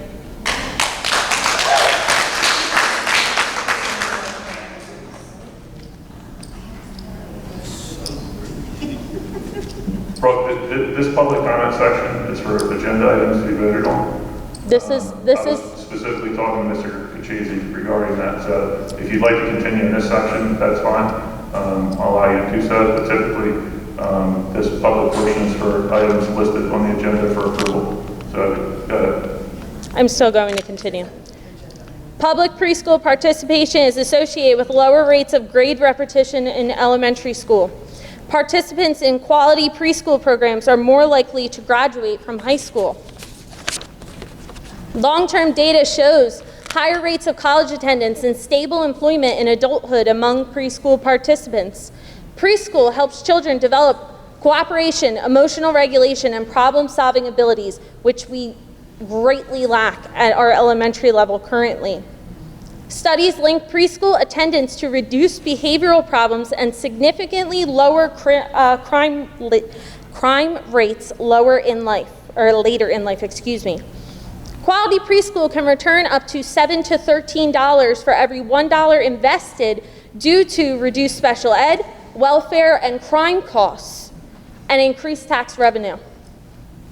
Public preschool allows parents, especially mothers, to work, improve family income, and economic stability. Public preschool programs are especially effective for children from low-income, minority, and dual-language households, helping narrow the opportunity gap.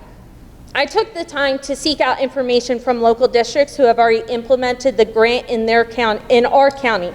One in particular is the town I graduated from, which was Washington Township. I spoke with teachers who were in the lower elementary level, as well as teachers who are currently teaching in the pre-K program. Some information I gathered is questions, and they gave me answers. I asked them what is the greatest successes and benefits of the program. The greatest benefit of the expansion would be to be able to offer pre-K to the majority of our population in our district. Preschool is a vital time for children to learn in a social setting and prepare them for kindergarten. My second question I asked was, how do you think the expansion is helping shape early childhood education in your district? My pre-K teacher that I spoke to said the program has actually really helped our kindergarten program, as it is not as vigorous as in previous years. The students are continuing with choice time going into kindergarten. They are able to learn through play rather than focus on alphabet knowledge and number recognition, which is a completely revamping of what they have done for many years. One of the first grade teachers in the town said, "We are already seeing social, emotional, and school readiness changes in the students who were in our preschool program. It has made our transition more seamless and has helped us spend less time on things like sharing, taking turns, using our words, etc." My last question to them was, would you recommend the program?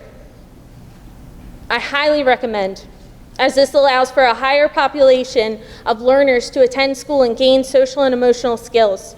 We use the creative curriculum, in which children learn through play and hands-on learning. Washington Township is still currently a lottery system. They started their program in 2021. They hope to begin fully expanding in 3 years. So obviously that's beyond the 5-year window that we were discussing earlier. The district has a main building, which is Grand Lock Terrace. They bought a school in Pittman, and they are currently utilizing that. And they have multiple classrooms and various daycare providers throughout the town. This is all funded through the PEA grant. I respectfully urge the board to allow the public, the parents and guardians of this community, to have a voice in decisions that directly affect their children. Families deserve the opportunity to choose what is best for their children's education, development, and future. When decisions are made without public input, we risk overlooking the diverse needs and values of the very people our schools are meant to serve. Trusting families with a voice in the process is not only respectful, it is essential to building a school system that reflects and supports the community it serves. I will leave you with this final point. From the Franklin Township Public School website, under the Board of Ed section, we find this statement: the board is responsible for providing adequate and direct means for keeping the local community informed about the district and for keeping itself, the school, and the school staff informed about the wishes of the public. All planning, is, and that which is not related to the budget, needs to be interpreted to the public if citizens are to support the school program. This statement means that the school board has 2 major responsibilities. Communicating with the community, the board must make sure that the people in the local area know what is going on in the school district. This includes sharing updates, decisions, goals, and plans in a clear and direct way. The second is listening to the community. The board also needs to understand what the public wants and values. This includes listening to parents, staff, students, and other community members so their voices help shape school policies and decisions. I urge you to follow what the board is intended for, listening to communities' wants and values, whether they align fully with your personal viewpoints or not. I'm speaking for myself. In my school where I went, we had our preschool program in Washington Township for the time being in our high school, a 9 to 12 district, and it was very beneficial for myself. I was able to take courses. I worked with the students hand-on my junior and senior year, and thinking about this, maybe going to Mr. Peters' school, I think this could potentially be extremely effective for those 5th and 6th graders. Why not put them in an opportunity where they could learn babysitting skills at that age, where it's developmentally appropriate for them to maybe watch their younger sibling or, look after a neighbor for an hour. Thank you for your time.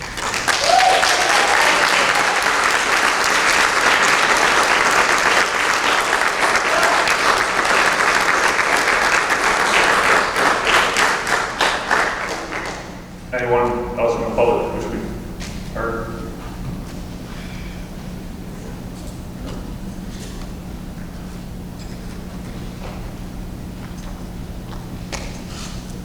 Good evening. How are you? My name is Paul Bonamassa. I live on Mary Avenue. I'm not going to come up here and try to tell you that you don't care about preschool, because it obviously this is my first school board meeting, so I'm sorry if I'm up here. I've worked in What's your last name? She needs it for the minutes. Bonamassa. Okay. You want me to spell it for you? Mind if she does her best. It's okay. All right, thank you. You related to Joe? I'm sorry? Joe, is your relative, Joe? Very distant, but yeah. So I've been a public servant my entire life. I still work for a fire department. So I appreciate all your guys' work for our kids and for the town. I do appreciate all that. And I'm not here to blow smoke. I'm just here to ask a couple questions. Am I allowed to ask questions about like the referendum and all that stuff?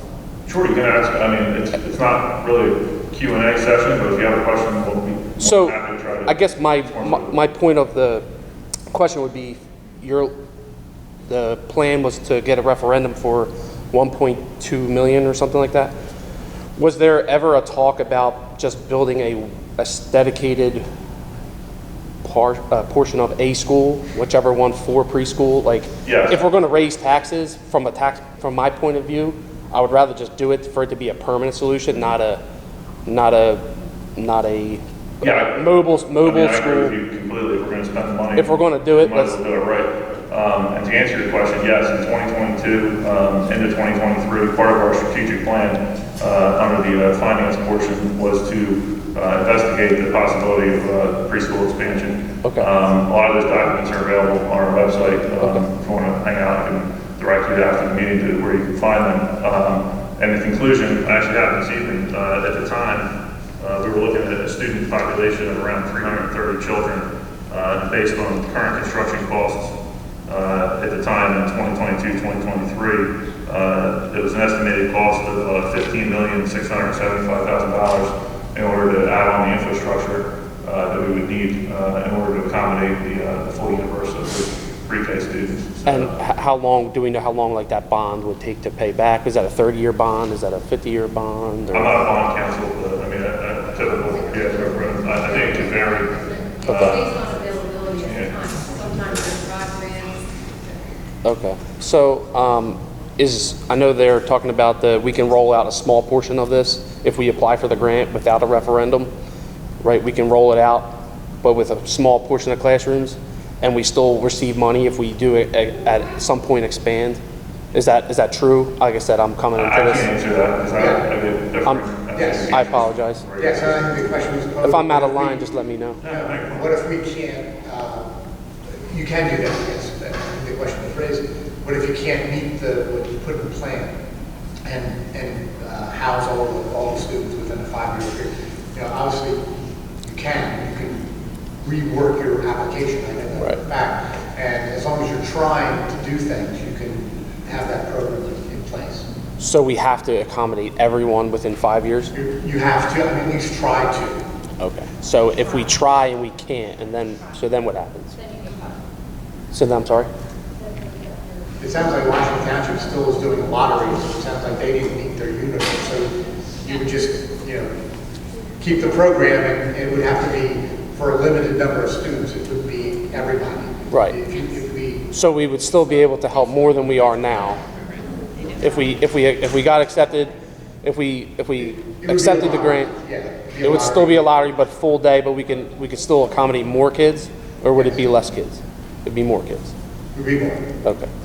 And I guess my final question would be, is how long is that grant good for? Is it unlimited? Is it 30? It's not actually a grant. It's an additional state aid, so to speak. Like our budget's made up of funds that we've gathered through local taxation. You're Franklin Township resident, or? Yes, sir. Yeah. So when you take your tax bill portion of it, it's revenue that's generated by our district. To fund our operations, and another portion that we get through state aid. Okay. My understanding is that when you go for the preschool expansion, that's why it's called preschool expansion aid. Okay. It's actually an additional aid source that goes on to your state aid funding, and I can defer to Mr. Batzer, Trish, on that how that works. So we call it a grant. Some people call it a grant, but it's actually an expansion in your state aid funding. Okay. That's all I really wanted to know. Like I said, I appreciate you guys doing this. This is a. We appreciate you attending the meeting. I have 2 young kids. That's why I'm I really wanted to kind of hear you guys. But I mean, I feel like from 2022 to 2025, it sounds like there's been little to no progress on this. Is that kind of where we're at? I don't know if there was little to no progress, but again, in 2022 through 2023, there was several updates on it, and the conclusion was reached that without going for a bond referendum for, let's just say, for around numbers, $15 million. Yes, sir. We didn't have the capacity to accommodate any students. In the interim, Mr. Betts came in, no pun there, because he's an interim superintendent, but he took a different look at it and said, I'm not sure if you were privy to the slideshow we saw last month. There was I was not. I'm sorry. an ability to use that funding, because what had happened was the funding you weren't never allowed to use it to build infrastructure. There was no capital costs that were allocated to the expansion aid. So we thought, and had been done in the past, we would be able to use mobile classrooms and use the expansion aid to fund the mobile classrooms. So we're like, okay, we found what I call a loophole, or a workaround. While the state, and I'm assuming it's because the state is looking for ways, to decrease funding, moving forward on these type of things, they're no longer allowing districts to utilize the expansion aid for those mobile classrooms. Is that accurate? So that's kind of brought us to where we were at now, which, in my opinion, is back to square one in 2022. So essentially, kind of brings us full circle. So bring up the date. I'm sorry, I didn't mean to cut you off. So are we still looking to possibly get another price on the expansion, like a permanent expansion? Is that at all in the work, like a possibility? I mean, that's something that the board will possibly discuss in the future. I can't answer that for you. Okay, I guess that's all I got. Thank you. No problem.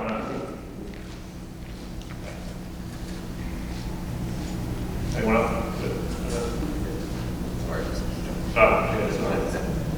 Hi, my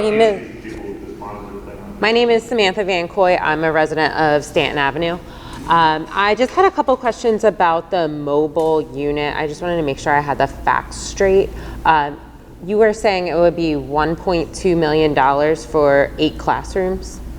And how long are those units generally good for? I was looking online, 20, 30 years, is that? Depends on what you buy, life expectancy. Okay. 15, 20, 25 years. So $1.2 million to get 8 classrooms for 20 years. I've never seen any of these numbers in writing. Okay. So I don't know if it's 1.2 million. I've Okay. never seen a document. That seems pretty affordable to me. So I just wanted to make sure I had it straight. Thank you. It seems too affordable, right? Yeah, I agree with you. I didn't say too affordable, I said pretty affordable. Sounds too good to be true. Excuse me one second. Stephanie, I'm sorry. I got it, sir. I'm sorry. Good evening. My name is Wesley Sohail. I'm a resident of Franklinville. I stand to actually benefit from this program, so I do want to say I do appreciate all the hard work that the staff came up with to present these options. One of the questions I did have is you said you knew for a fact that it was gonna, if it did go to the state, the application would be rejected. Can you share how you know that it would be rejected? Based on the information that we gathered in 2023, according to the information that was provided, plans that require a referendum do not qualify for the expansion need. The second thing that that caught my attention, so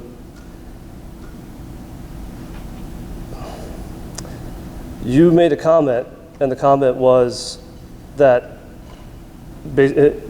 just boiling it down, these gentlemen provided a contingency plan, and I've never heard of a situation where not having a contingency plan is a red flag, or having contingency plans is a red flag. And that kind of was bizarre for me to listen to you to say that having plan B and plan C was a red flag.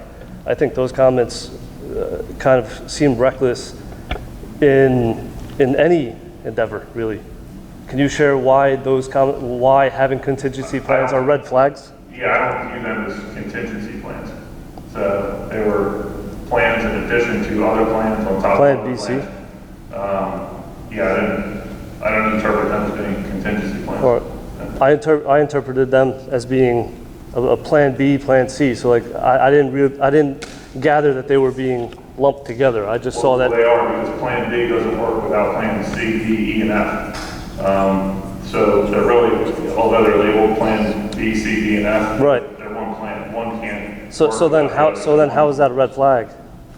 What I'm saying is that having something and so many different forces, right. So many things that are unplanned for that rely on something previous to happen, to me is a red flag. It's successive in nature, wouldn't it be?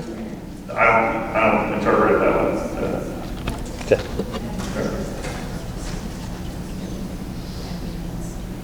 Anyone else from the public wish to be heard?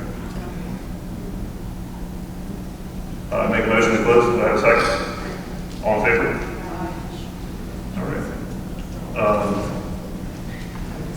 I'm sorry.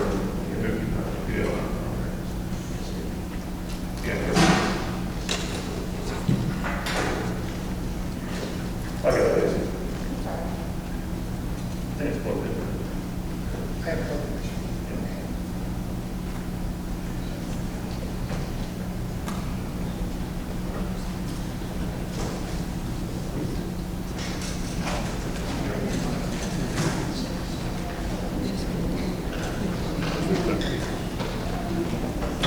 Thank you.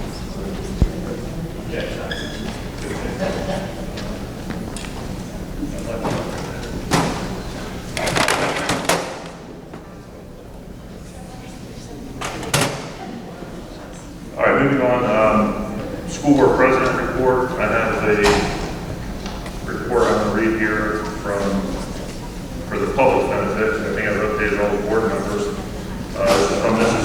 Judith the consultant, which is helping us with our superintendent search. The application period for the superintendent CSA search has closed on May the 20th. We've received 20 applications. Of the 20 applicants, we've scheduled 8 candidates for first round interviews on June the 19th and the 23rd, respectively. Second and third round interviews will be scheduled the 25th and 30th. And we're very hopeful that we'll be able to appoint our next CSA sometime in July. That being said, obviously, most superintendents and administrators have a clause, if they're coming from a current position that gives a 60, I think a typical 60-day notice clause, 60 to 120 day notice clause. So although we may be hiring a superintendent in July, Mr. Petz may still be with us through September, depending on who the hire is and when they can start. That's all I have to report. If there's no board member questions, we'll move on to superintendent's report. Mr. Petz. It's random, it's short, it's been a long night. Today was the last full day of the school year. We have three dismissal days left. I just wanted to thank the Board of Education for making this year really something special. The staff, administrators, everyone in this district is just top-notch. It's really been a great place to work. It's hard not to get attached to this place. There's something special here, and it comes from the people sitting on the board and in the audience tonight in our classrooms every single day. So thank you for making the school year terrific, well, from October through now. I can't speak for some time. But it's been really a great year, so thank you.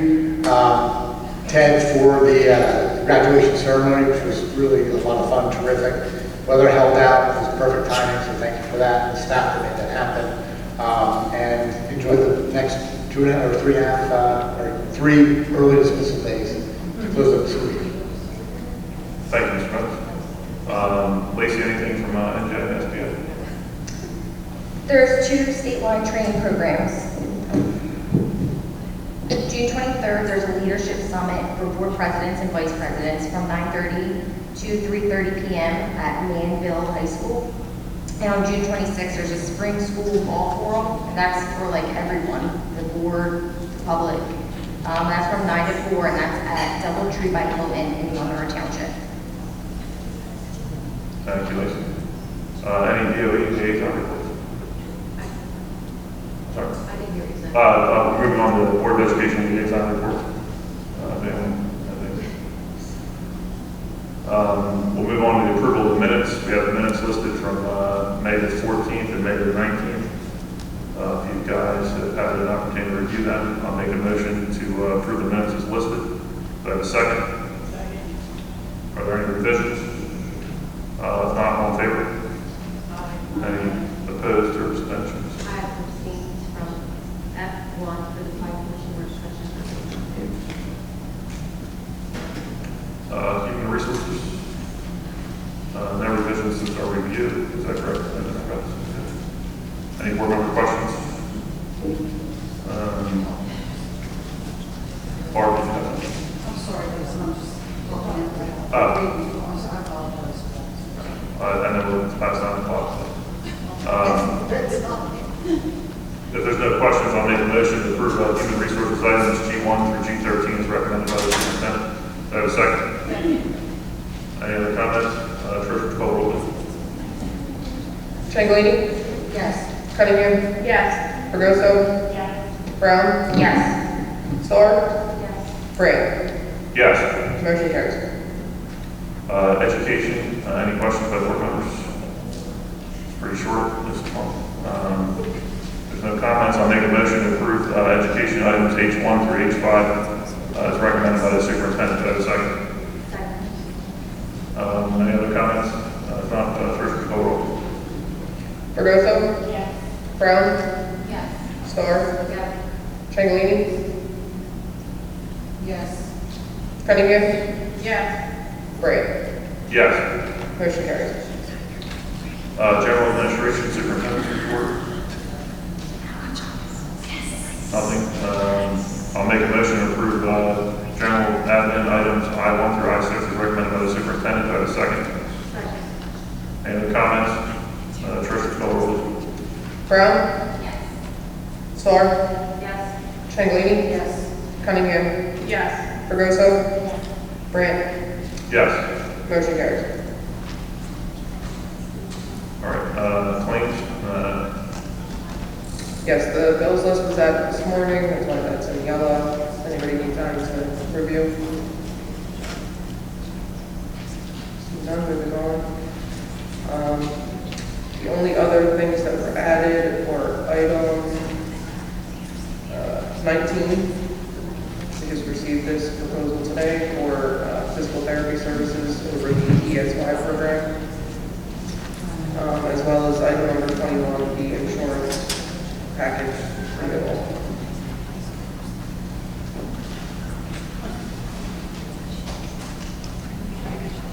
Questions on any of the items?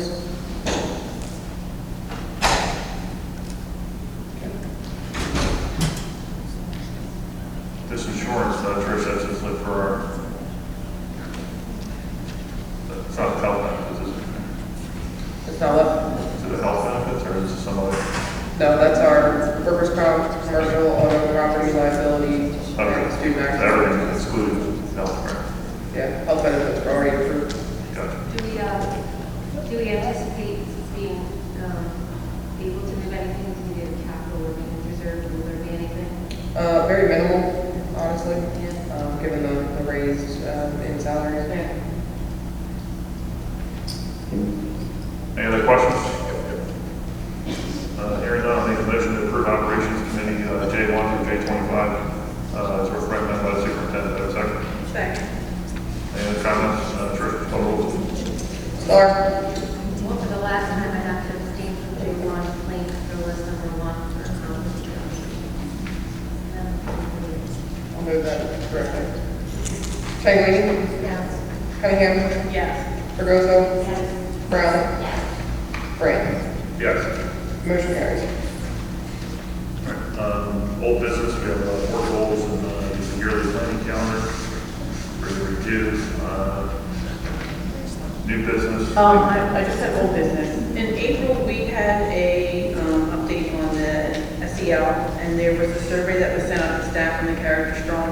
We were supposed to get a copy of that, if we could get the results. Okay, thank you. That's it. Any other old business? Any new business? I don't know if this is a old business or something, but I hate to say the word, I hate to say a word, but next Monday is a presentation, your school expansion presentation. At the end of, on the very last slide, you put your name and your email. How many emails did you get about questions about that? None. Okay, thank you. Any other new business? We have our second public comment portion. Make a motion to go to the public. Do I have a second? All in favor? Anyone from the public wish to comment on any items? Seeing no one, I make a motion to close. Do I have a second? All in favor? Our next scheduled meeting for the purposes of the public will be July the 21st, 2025 at 6 p.m. Just a reminder, all board members, we do have 4 additional meetings scheduled for the superintendent interviews, the first of which being Thursday the 19th at 6 o'clock, to confirm the Thursday at 6 o'clock. So we'll see hopefully everyone there. Any other comments? Anyone? Make a motion to adjourn. Second. All in favor?